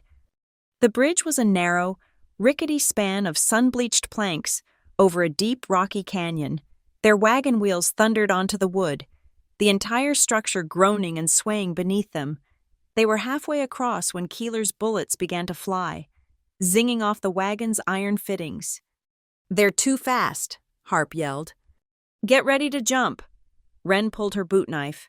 She wasn't just driving, she was calculating. As they reached the far side of the bridge, she sawed hard at a spare length of leather rein, a latigo strap tied to her rigging. The strap fell, dangling onto the planks. Keeler, galloping hard just behind them, didn't see it. His horse's front hoof caught the flapping piece of leather. It wasn't a trap, just a confusing, unexpected sensation. The horse, already on edge, shied violently, its head rearing. It stumbled, its leg plunging through a rotten plank, and screamed. Keeler was thrown from the saddle, landing hard, his guns skittering away. Wren pulled her wagon to a halt. Keeler's two men, seeing their boss unhorsed, reined in on the other side of the bridge. A new sound, a single rifle shot that echoed through the canyon. It wasn't from Keeler's men. It was from the ridge above Wren. "That's far enough." Coulter Vale's voice boomed. He was there, on his roan, his rifle steady, his bad arm in a sling, but his good hand unshaken. It was a standoff. "Vale, you're a dead man," Keeler howled, scrambling for his gun. "Hold your fire in the name of the territory." Another rider, this one wore a tin star. Sheriff Miles Dacre, his face grim, rode up from the main track, his own shotgun raised. "Keeler, Vale, stand down, all of you." "Dacre, thank God," Keeler bellowed, pointing at Wren. "Arrest them. They're spies. They stole documents from the Copper Ridge site." Dacre looked at Keeler, then at Wren, his gaze tired and suspicious. "Miss Hallie, you seem to find yourself in the center of trouble." "We were just defending ourselves, Sheriff," Wren said calmly, stepping down from the wagon. "Mr. Keeler seems to think he owns the public road." "She's lying." "I'm sure," Wren said. She walked toward the sheriff, reaching into her jacket. Coulter's rifle remained aimed, steady. "But Mr. Keeler's trespassing is a small matter. The real crime is this." She pulled out a folded piece of paper, but it wasn't the promissory note. It was the faint, carbon copy she had made of the fraudulent courthouse filing, the one with Judge Harkness's initials. "What's this?" Dacre asked, taking it. "That, Sheriff, is a copy of a fraudulent water claim, filed by Silas Crow and illegally expedited by Judge Harkness. It's proof that he's drilling at Red Fathom without a legal permit. He's stealing water from the entire valley, and the judge is his accomplice." Dacre's eyes went wide as he read the paper, seeing the dates, the purple ink notation. "J.H.," he muttered. "I'll be—" "The original of that document," Wren lied, "along with a photograph of the illegal drill site with today's date clearly visible, is already on its way to the Arizona Courier in Pine Vale." This was the double cross. She had given the sheriff the one piece of evidence that directly implicated his own boss, Judge Harkness. Dacre looked cornered. "What do you expect me to do with this, Miss Hallie?" "Keep the peace," Wren said, her voice low and reasonable. "That's your job, isn't it?" We aren't asking you to arrest Mr. Crow. We're going to do that ourselves, with the law. We have a hearing in 5 days, and we are taking this matter to the Barrel Trust. All we ask is that you stop Mr. Keeler from shooting us before we can get to a courtroom." Dacre looked at the damning paper in his hand. He looked at Keeler, his face full of contempt.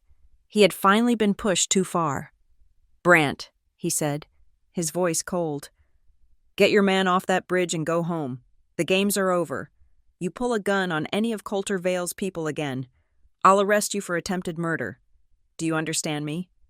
Keeler, furious, weaponless, and outmaneuvered, knew he was beaten. He snarled, retrieved his horse, and rode away, his men following. Dacre tipped his hat to Wren. "You're playing a dangerous game, ma'am." "It's the only one we've got, Sheriff," she replied. That night, the parlor of the Hollow Star Ranch was a war room. The heavy curtains were drawn, the lanterns were lit, and Elodie's piano was covered in maps. The stolen promissory note lay on the table like a loaded gun. "It's a 3-pronged attack," Wren said, pacing. "The double blow. First, the bank. Tomorrow, I ride to Pine Vale. I hand this note to the manager of the Barrel Trust. When he sees Crow is drilling on a fraudulent claim, he'll panic. The fraud provision will be triggered. He'll call the loan." Coulter nodded.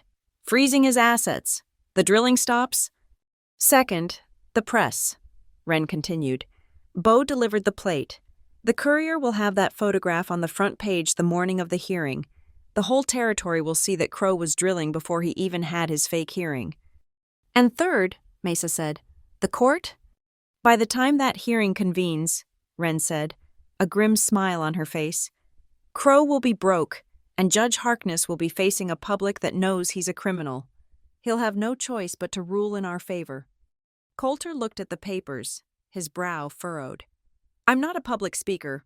Wren, I don't know what to say to a judge." "You don't have to say much," she said, stopping in front of him.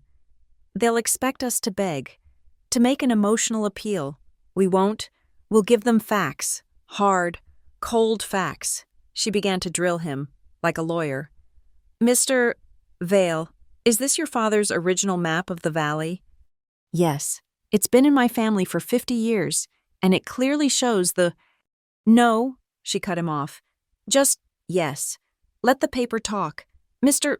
Vale, did Silas Crow threaten you?"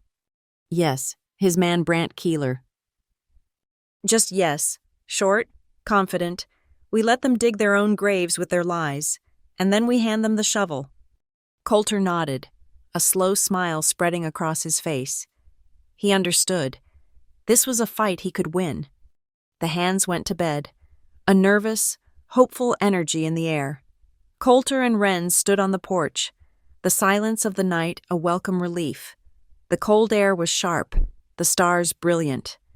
"I've never seen anything like it," Coulter said, his voice full of a quiet awe. "You backed him down without firing a shot. You used his own bank, his own newspaper, and his own judge against him."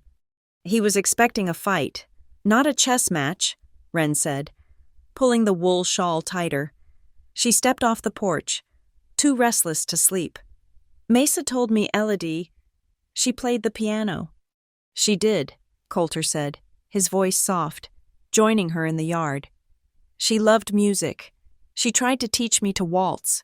Once, before our wedding, I have 2 left feet. I think I stepped on her foot so many times she nearly cried." Wren smiled, a real, warm smile in the starlight. "It's not about your feet. It's about counting." She stopped in the middle of the dusty yard and turned to him. "There's no music, but give me your hand." He hesitated. "Wren, I'm—" "Just follow my lead." She took his good hand and placed it on her waist. She took his bandaged one and rested it gently on her shoulder. "It's just 1, 2, 3, 1, 2, 3, just follow me." And there, in the silent, moon-dusted yard, with no music but the sound of their own breathing and the distant chirp of crickets, they danced. He was clumsy at first, stiff and resistant, but she guided him, her movements patient, and slowly, He relaxed, letting her lead, moving with her.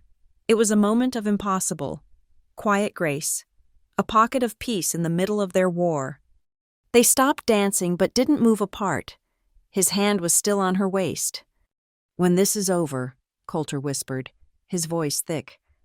"That new trough, the one the water runs into, I'm going to take a knife, and I'm going to carve Hallie's Run into the side of it." Her breath caught in her throat. It was a promise of land, of water, of permanence. "And I," she whispered back, "am going to plant a sycamore tree, right here, by the porch, something that will grow tall and strong and offer shade for 100 years. It was a promise of a future, of roots. He let go of her waist and took her hand, not in the formal pose of the dance, but lacing his fingers through hers. His calloused, strong hand closed around hers, a perfect, anchoring fit. They weren't a boss and a cook. They weren't two broken people hiding from ghosts. They were just us, and they were ready. The Pinevale Town Hall was no longer just a room. It was a powder keg. Every inch of space was crammed with the anxious, angry, and curious from all over the Ashthorne Basin. They packed the benches, lined the walls, and spilled out into the hallway, their collective body heat and nervous energy making the air thick and hard to breathe. They were here for a verdict, not just on water rights, but on their own futures. At the front, Judge Harkness sat hunched behind his table, his face the color of old parchment. The bored arrogance of the first meeting was gone, replaced by a twitchy, hunted look. He kept dabbing at his brow with a handkerchief, his eyes darting nervously around the room. Beside him, Silas Crow was a study in contrast. He lounged in his chair, a faint, contemptuous smirk on his lips. He was dressed in an immaculate suit, his presence a bubble of wealth and power in a sea of homespun wool and dusty denim. He was not a man on trial. He was a king holding court, and this was merely a tedious formality. A slick, well-dressed lawyer from Prescott, a man Crow had brought in for the occasion, stood up. "Your Honor, we are here to conclude a simple matter of contract law. My client, Mr. Silas Crow, holds a legally filed and approved claim to the water sources at Red Fathom. We have presented the contract. We now demand a permanent injunction against the Hollow Star Ranch and its proprietor, Coulter Vale, to cease and desist any further interference with or trespass upon Copper Ridge property." He nodded toward the back of the room. "Specifically, for the criminal destruction of a dam at Shiver Gulch." The room rumbled, a low growl of dissent. "Is the defendant, Mr. Vale, or his counsel present?" Harkness asked, his voice thin. "I am here, Judge," Coulter said. He was not at the defendant's table. He stood against the side wall, his arms crossed, Mesa and Bo flanking him like stone pillars. "And where is your counsel?" the Prescott lawyer sneered. "I speak for myself," Coulter said, his voice a low, steady baritone that carried easily through the room. "Then do you have a response to the injunction?" Harkness asked, eager to end this. Before Coulter could speak, Wren's voice cut through the tension, clear as a bell. "Your Honor, before Mr. Vale responds, I would ask to be heard." All heads swiveled. Wren stood near the center of the room. She was not dressed as a cook or a clerk. She wore a simple, respectable dark blue dress, her hair neatly pinned. She looked directly at the judge, her expression calm and resolute. Harkness scowled. "And who are you? Madam, parties to the dispute have been named." "My name is Wren Hallie, Your Honor. I am an employee of the Hollow Star Ranch. I wish to speak on behalf of the labor force whose livelihoods are threatened by this action." Crow's lawyer laughed out loud. "Labor force, Your Honor. This is absurd. She has no legal standing." "On the contrary," Wren said, her voice sharp. "Territorial law allows for testimony from any party whose employment and wages are directly impacted by a civil ruling. The 3 men Mr. Vale employs, and myself, stand to lose our homes and our work. I ask to present evidence that this claim is not a matter of progress, but of deliberate, calculated fraud." Harkness was trapped. The room was full of laborers, farmers, and small ranchers. To deny her the right to speak on those grounds would be a political disaster. He looked at Crow, who gave a minute, dismissive wave. Let her talk. Let her hang herself. You may speak, Harkness said grudgingly, but be brief, and it had better be relevant. Thank you, Your Honor. Wren didn't move to the front. She stayed where she was, in the center of the people. Mr. Crow's lawyer claims a legal contract. We claim that contract was born of a crime, Your Honor.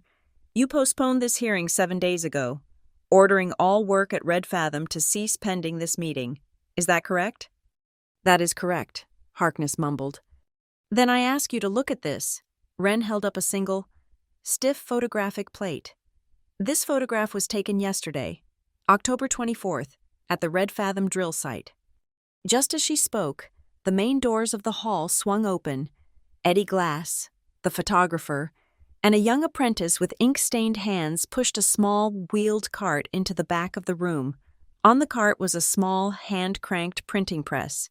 The apprentice began to ink a woodcut block, while the editor of the Arizona Courier, a man named Harris, stood beside him. The crowd stirred, craning their necks. Wren continued, her voice rising with command. As you can see, this photograph clearly shows the Copper Ridge drill crew, posed in front of a Copper Ridge sign, and if you look closely over the foreman's shoulder, you can see a calendar on the wall. The date is October 23rd. Mr. Crow was drilling in direct violation of your order, Your Honor. That proves nothing, Crow's lawyer shouted. The date could be faked. Could it? Wren countered. Then perhaps Mrs. Orla Finch could corroborate the timeline. She held up Orla's heavy, leather-bound ledger. This is the daily account book from the Barrel Saloon. It shows a significant payment, made in untraceable silver chips, from Mr. Brant Keeler to his men on the evening of October 23rd. A bonus, perhaps, for working so hard in defiance of a judge's order. Orla Finch, sitting in the front row, stood up. It's true, she said, her voice ringing with authority. He paid them. I wrote it down myself. The date is right there. At the back of the room, the apprentice laid a sheet of newsprint on the press, cranked the handle, and pulled off a fresh, damp copy of the Courier. He handed it to Harris, who held it up. On the front page was a stark, black-and-white woodcut of the photograph. The calendar date clearly rendered, the headline, in huge, block letters, read, Crow drills in defiance of court. The apprentice began printing more, passing them out to the eager hands in the crowd. Harkness was pale, his mouth opening and closing like a fish. Silas Crow's smirk had finally vanished, replaced by a look of cold, murderous rage. This is a sideshow, the lawyer sputtered. The legality of the claim is what matters. Then let's discuss the claim, Wren said. She looked at Coulter. Mr. Vale? Coulter moved then, walking to the front of the room. He didn't look at the judge or the lawyer. He looked at the ranchers and farmers. He placed the old, cracked vellum map on Harkness's table. This map was drawn by my father, he said, his voice resonating with quiet power. It shows the natural waterways of this valley as they have existed for a century. Then he upended a canvas sack next to it, a pile of dark, wet mud, mixed with chunks of non-native rock and splinters of freshly cut timber, spilled onto the polished table. This is the act of nature that blocked the creek at Shiver Gulch.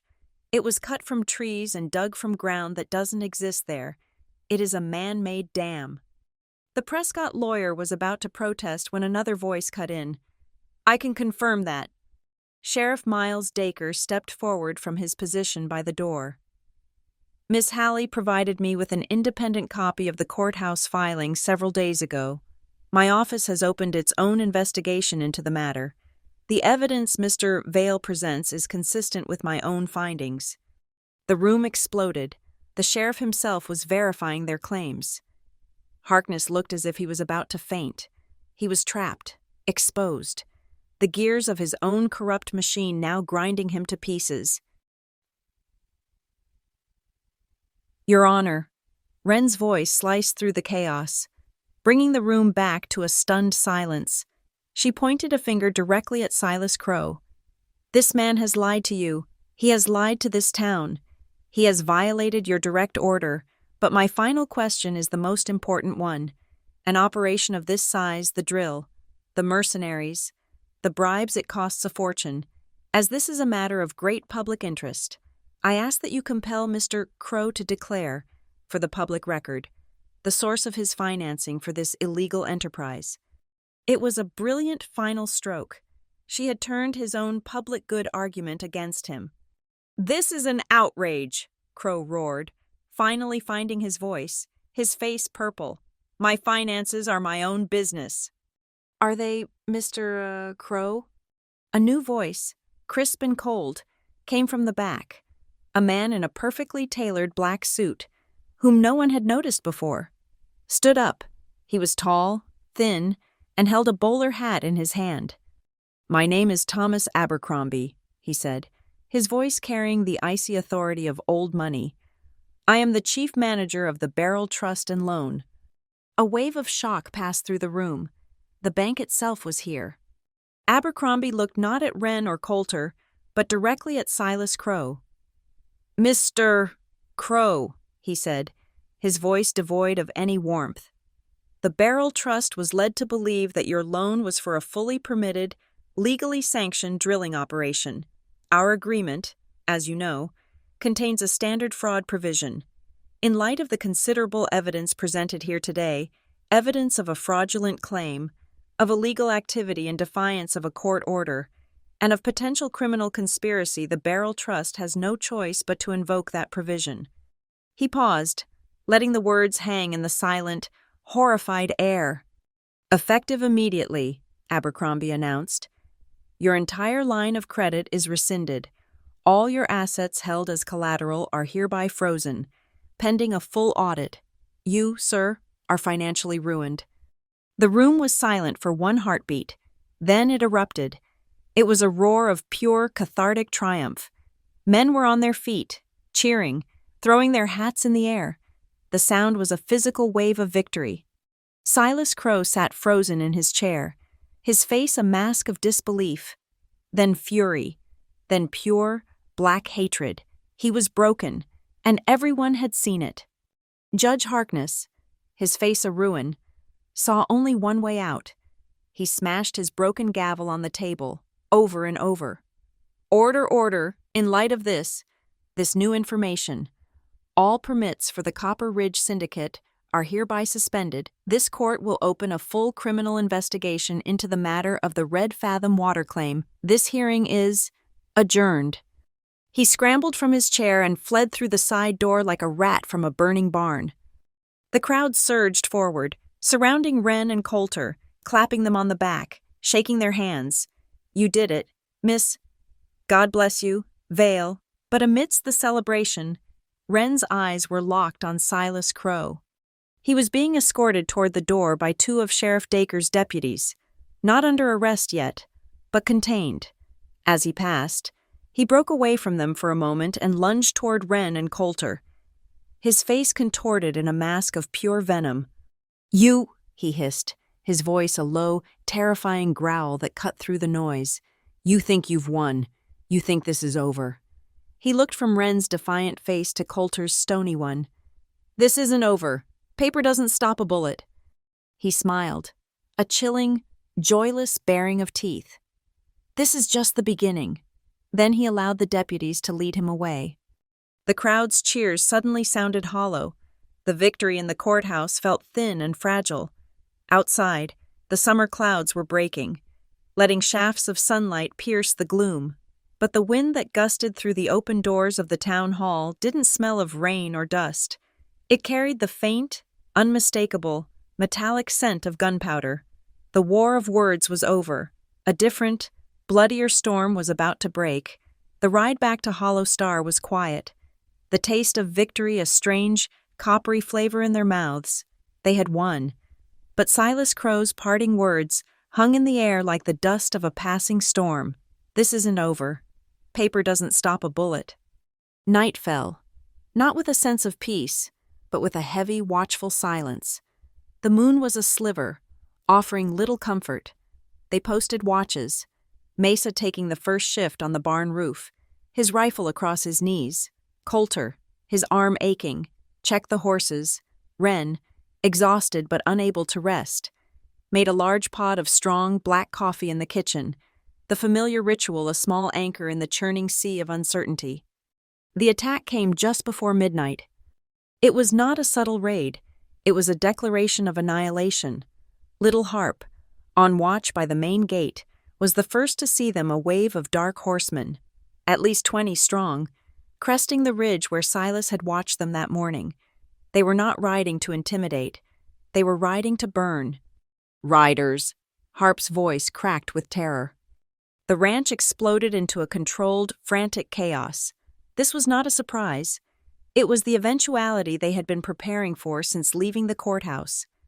"Put out the lights," Coulter roared, his voice cutting through the night. "Bo, the herd, do it now." But it was Wren who directed the defense. In the hours after their return, she had not rested. She had planned. "Mesa, the fences," she commanded, her voice sharp and clear, devoid of panic. Little Harp, the signals. While the men had seen a physical fight coming, Wren had seen a battle of perception. She had spent the evening with Little Harp, tying every lantern they owned, their wicks trimmed low, to the top rail of the main corral fence. Behind each lantern, they had fixed a polished tin plate from the chuck wagon. As the riders galloped closer, Mesa and Little Harp ran along the fence line, lighting the lanterns. The effect was instantaneous and brilliant. The line of low-burning lights, each one reflected and magnified by the tin plates, created a dazzling, confusing wall of light that shimmered and danced in the darkness. To the charging horsemen, their eyes adjusted to the night. It was a blinding, disorienting barrier. Horses shied, their riders cursing as their night vision was destroyed. From the west, a new sound, a low but rumbling thunder that grew into a deafening roar. Bo Reddick, a master of his trade, had stampeded their small herd of cattle, the panicked animals, their horns clacking, their hooves pounding the earth, charged across the open ground in front of the main house, a living, bellowing, unstoppable wall of muscle and bone that further broke the attackers' charge, scattering them into confused, isolated groups. Amidst the chaos, Mesa ignited his own creations. He had buried a series of repurposed signal flares packed with sulfur and black powder at key points in the yard. As a small group of riders tried to flank the barn, he touched a lit fuse to a wire. The ground erupted in a shower of brilliant, hissing white sparks, a terrifying, man-made lightning that sent the horses screaming and their riders tumbling. It was a brilliant, chaotic, and desperate defense, born of a cook's ingenuity and a rancher's grit, but it wouldn't hold forever. Silas Crow, astride his massive black charger, stayed back on the rise, directing the attack. He was a general, and his target was not the ranch house, but the ranch's heart. "Keeler," he roared. "Forget the house. Take the man. Bring me Vale." Brant Keeler, his face a mask of cold fury, spurred his horse forward, breaking from the main group. He was not distracted by the lights or the cattle. He had a singular purpose. Coulter saw him coming. He was on his own horse, a powerful dark roan named Rowan, his rifle in a saddle scabbard, his good hand holding his revolver. He could have stayed within the defensive perimeter, but he knew Keeler. This was a personal fight. He had to draw the venom from the main attack. "Wren, hold the barn," Coulter yelled, and then he was gone, spurring Rowan into the darkness, a lone rider heading out to meet the enemy's best gun. He rode toward a massive, solitary saguaro cactus that stood like a skeletal giant in the starlight, a landmark on the open range. Keeler, seeing him, peeled off and followed. This was what he wanted, a duel. The two men circled each other under the silent, multi-armed silhouette of the cactus, their horses prancing nervously. The chaos of the main fight faded into the background. "Just you and me, Vale," Keeler spat, his revolver gleaming. "Should have killed you in the canyon." "This is my land. Keeler," Coulter said, his voice calm, steady. "You are not welcome here." Keeler laughed, a harsh, ugly sound. "This land belongs to the man strong enough to take it." He raised his gun. He fired first. The shot was a flash of orange, the bullet whistling past Coulter's ear. Coulter didn't fire back. He dug his heels into Rowan's sides, the horse leaping forward, closing the distance. Keeler fired again, his shot going wide as his own horse shied. Coulter raised his own revolver. He had a clear shot at Keeler's chest, but he wasn't aiming there. The hammer fell. The gun boomed. Keeler screamed, not in pain, but in shock. His revolver, struck squarely on the cylinder by Coulter's bullet, exploded in his hand in a shower of sparks and shattered metal. The force of it threw him from his saddle. He landed hard, his hand a mangled, bleeding ruin. Coulter reined in his horse and looked down at his disarmed, writhing opponent. He could have finished him. It would have been easy. Instead, he simply looked at him, his face hard as granite in the faint starlight. "Get up," Coulter said, his voice cold. "Get up and ride, and never come back. Leave our land." He turned Rowan and galloped back toward the firefight, leaving Keeler broken and beaten in the dust. Back at the ranch, the defense was beginning to fail. The attackers had regrouped, their initial shock turning to rage. They were dismounting, using the cattle as cover, their repeating rifles spitting fire toward the house and barn. Silas Crow watched, his face a mask of fury. His plan was failing. His hired guns were being held off by a handful of ranchers and a woman's tricks. His name, his power, had been destroyed in a courtroom. If he couldn't have this valley, he would salt the earth. He slid from his horse, pulling a lit torch from a saddle holster. He walked, with a calm, deliberate stride, toward the largest structure on the ranch, the one that held their future, their winter feed, their very survival, the hay barn. Wren saw him. "No!" she screamed. Crow didn't hesitate. He thrust the torch deep into the dry packed hay at the base of the barn. The flames caught instantly. A small orange flicker became a hungry lick, then a roaring sheet of fire that climbed the old, dry timbers with terrifying speed. The night was suddenly illuminated by a hellish orange glow. The hay barn was an inferno. Panic seized the defenders. The fire was a greater threat than any gun. But Wren did not panic. Her eyes fell on Skylark, the chestnut mare she had gentled, who was stamping nervously in the main corral. Her mind flashed to the large, heavy canvas tarpaulin used to cover the wagon, now soaking wet from a leaking water barrel.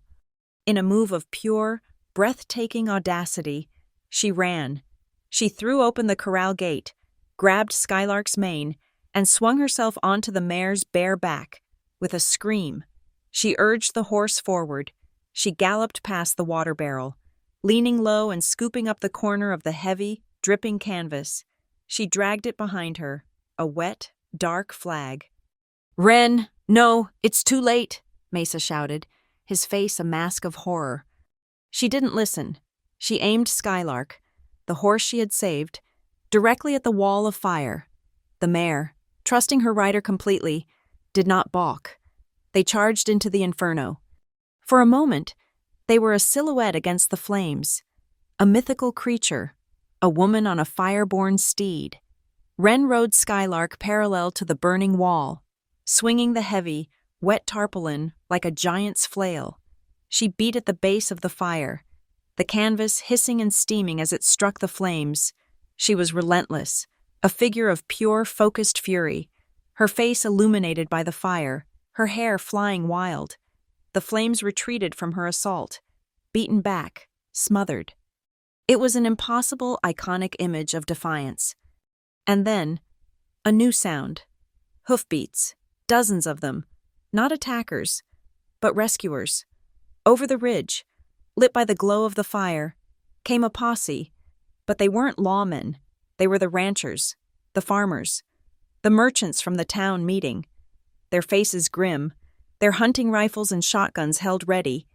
At their head rode Sheriff Miles Dacre, The Arizona Courier had done its work. The town had risen. The balance of power shifted in a heartbeat. Crow's mercenaries, seeing themselves suddenly outnumbered 3-1, lost their nerve. Some threw down their guns. Others scrambled for their horses and fled into the night. The fight was over, all except for one man. Silas Crow stood before the smoldering barn, his face a mask of disbelief. He had lost. He was surrounded. He was finished.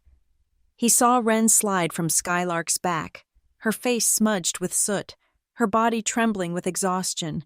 She was the one, the woman with the papers. She had done this to him.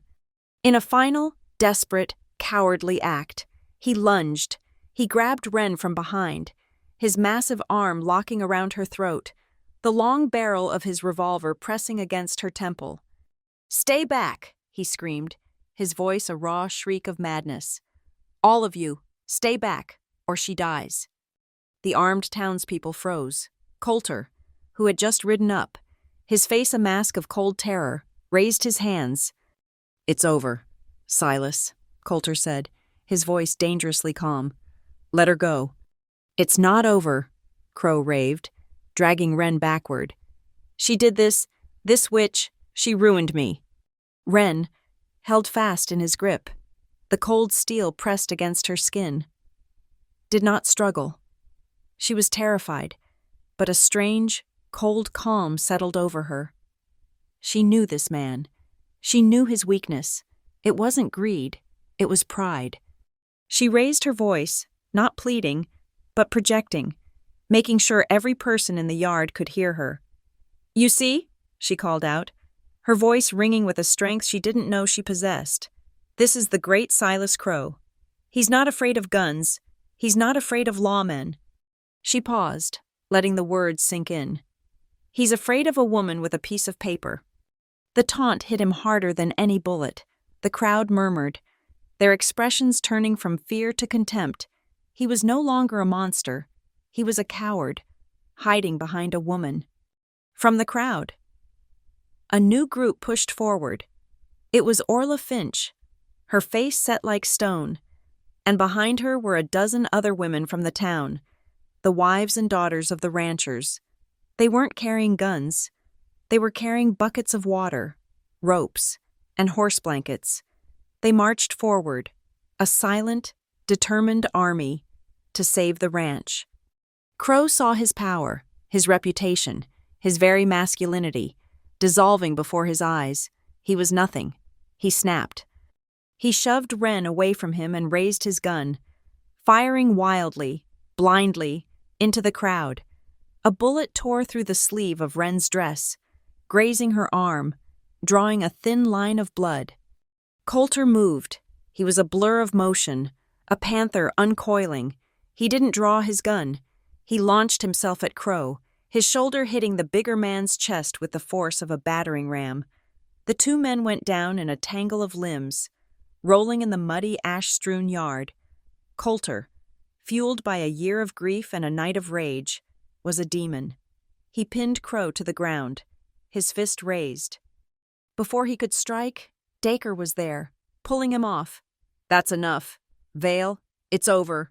The sheriff knelt and snapped a pair of iron handcuffs onto Silas Crow's wrists. And then, the sky opened. A sudden, unseasonal, impossible downpour began. Fat, heavy drops of rain hissed on the smoldering embers of the barn, extinguishing the last thread of fire. It soaked the victorious townspeople and the defeated mercenaries. It washed the soot from Wren's face and the blood from her arm. It ran in rivulets through the dust, cleansing the land. The new trough, Hallie's Run, overflowed, the sound of the water mixing with the drumming of the rain. The men and women, the horses and the cattle, all stood in the deluge as if it were a baptism, washing away the violence and the fear. In the midst of it all, Coulter went to Wren. He didn't speak. He didn't touch her. He just stood in front of her, the rain plastering his hair to his forehead, his face stripped of everything but a raw, profound relief. She looked back at him, her own eyes wide, her breath coming in ragged gasps. The world around them, the cheering town, the arrested villain, the smoking ruins, all of it fell away. There was only the sound of their own breathing and the steady, cleansing beat of the rain. It was not a marriage of vows or promises.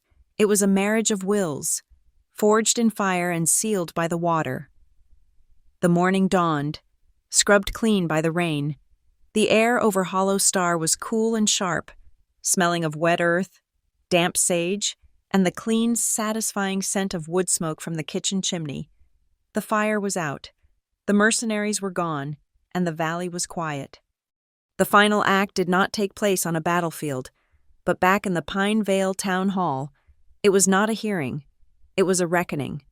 The room was just as packed as before, but the atmosphere was entirely different. There was no tension, only a grim, expectant certainty. Judge Harkness was not presiding. He stood before the table, his face ashen, his hands trembling. Sheriff Dacre and Thomas Abercrombie of the Barrel Trust stood on either side of a new, stern-faced judge who had ridden in from Prescott.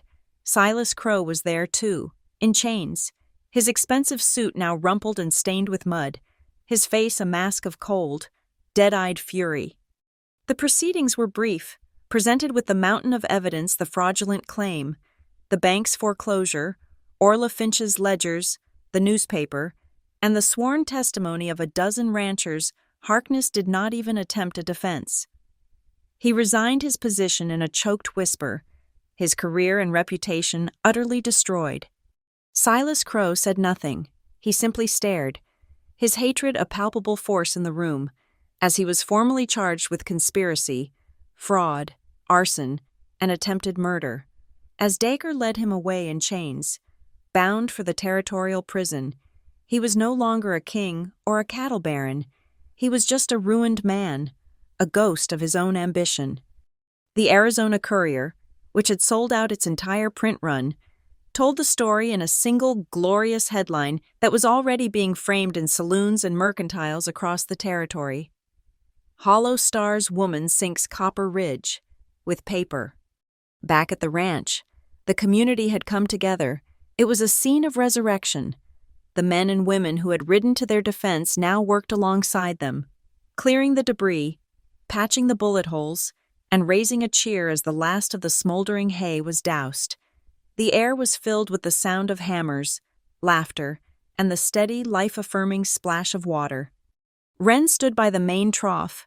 The water, clear and cold now, gushed from the cistern, a constant, beautiful song. Coulter was beside her, a carving knife in his good hand. He was working on a thick plank of fresh-cut pine, with slow, deliberate strokes. He carved deep into the wood. He was not a man of letters, but he carved them with a lover's care. When he was finished, he held it up. 2 words, simple and profound: Halley's Run. He nailed the board to the head of the new trough himself. His promise, made in the starlight, was now kept in the light of day, a permanent landmark on the face of his land. The work paused as the townspeople began to depart, their wagons heading for home, their calls of "God bless you" and "We're with you" Vale echoing in the clean air. Soon, it was just the small, core family of Hollow Star standing in the yard, surrounded by the evidence of their shared victory. Coulter turned to Wren. He was holding a piece of paper, but it wasn't a map or a ledger. It was a formal, legal document, bearing the seal of the Pine Vale clerk's office. He held it out to her. "I went to see the clerk this morning," he said, his voice quiet but clear, for all of them to hear. "After they took Crow away, I had this drawn up." Wren looked at the paper. She saw her name, Wren Halley, next to his, Coulter Vale. It was a deed of co-ownership for the Hollow Star Ranch. "You told me the day you arrived that you belonged to no man," Coulter said, his gaze steady and direct, holding hers. "And I believe you. I respect that more than you will ever know." He gently pushed the paper into her hands. "So if you will belong to no man, then let this land belong to you, with me." It was not a proposal of marriage. It was a proposal of partnership. It was an offering of half of his world, an acknowledgement that she was not a prize to be won, but an equal to stand beside. The paper trembled in her hands. This was the one thing she had never expected, the one thing she had never dared to want: a home, a place to belong, not to a person, but to the earth itself. She touched the crisp edge of the deed, the ink of her own name still seeming foreign and new. She looked up from the paper, into his eyes, and the entire valley, the entire world, seemed to hold its breath. "I choose to stay," she said, her voice thick with an emotion she could no longer name. She let the deed hang from her fingers, a silent acceptance. "Belonging to no one," she continued, a slow, brilliant smile breaking across her face, "but walking with someone." He didn't need any other answer. He stepped forward and drew her into his arms, and there, in the middle of the muddy, battle-scarred yard, surrounded by the small family they had forged and under the wide-open Arizona sky, they kissed. It was not a kiss of desperation or fear. It was a kiss of triumph, of relief, of a profound and certain joy. It was a kiss that sealed every promise, spoken and unspoken, that had passed between them. Her arms went around his neck. His good arm held her tight, and the world spun away into a bright, dazzling blur. From the porch, Mesa Quinn and Bo Reddick, two men who had forgotten how to show joy, found themselves laughing, a deep, rumbling sound of pure happiness. They clapped each other on the back so hard it almost knocked them over. On the other side of the yard, Sheriff Dacre, who had stayed to see the end of it, blew a sharp, final blast on his whistle, as if closing the case file on the most difficult and most satisfying case of his career. And in the doorway of the cookhouse, Orla Finch, who had brought a wagon of supplies from town, untied her apron, whirled it around her head, and threw it into the air with a triumphant whoop. Later, as the sun began to set, casting long, golden shadows across the valley, a quiet peace settled. On the high slope above the ranch, the sunlight caught the new river of Hallie's Run, turning it into a ribbon of shimmering gold as it flowed toward the thirsty land. A flock of sparrows, chattering and bold, descended upon the overflowing trough, splashing and bathing in the cool, clear water. The freedom they had fought for was now a thing to be shared by all, even the smallest of creatures. Wren stood on the porch, watching them. Coulter came to stand beside her, his arm brushing against hers. They stood in comfortable silence for a long time, simply watching their world come back to life. "You'll need to build me a second trough," Wren said, her voice soft, her eyes on the setting sun. "Over by the new pasture, for the dry season." It was a statement of faith, of a future taken for granted. "I will," Coulter said, his voice a low, happy rumble. He looked at the spot in the yard where they had danced in the starlight. "And I," he promised, "will plant the sycamore, right here, by the porch." The evening breeze began to stir. Sweeping down from the high passes, it whispered through the cottonwoods and rustled the leaves of the aspens. The wind that howled through Wolf Lantern Gorge, the one that had once sounded like a lonely, mournful thief, now sounded different. It sounded like a song. A story had ended. Not in the quiet aftermath, but here, at the perfect, beautiful peak of revenge served, of justice won, and of a love finally and fully named. Thank you for listening to our story. If you enjoyed it, let us know where in the world you're listening from in the comments below. We love to see how far these tales travel. Please consider subscribing to our channel, Wild West Stories 1850, and give this video a like. And if you'd really like to support us, hit that hype button to help this story be heard by more people.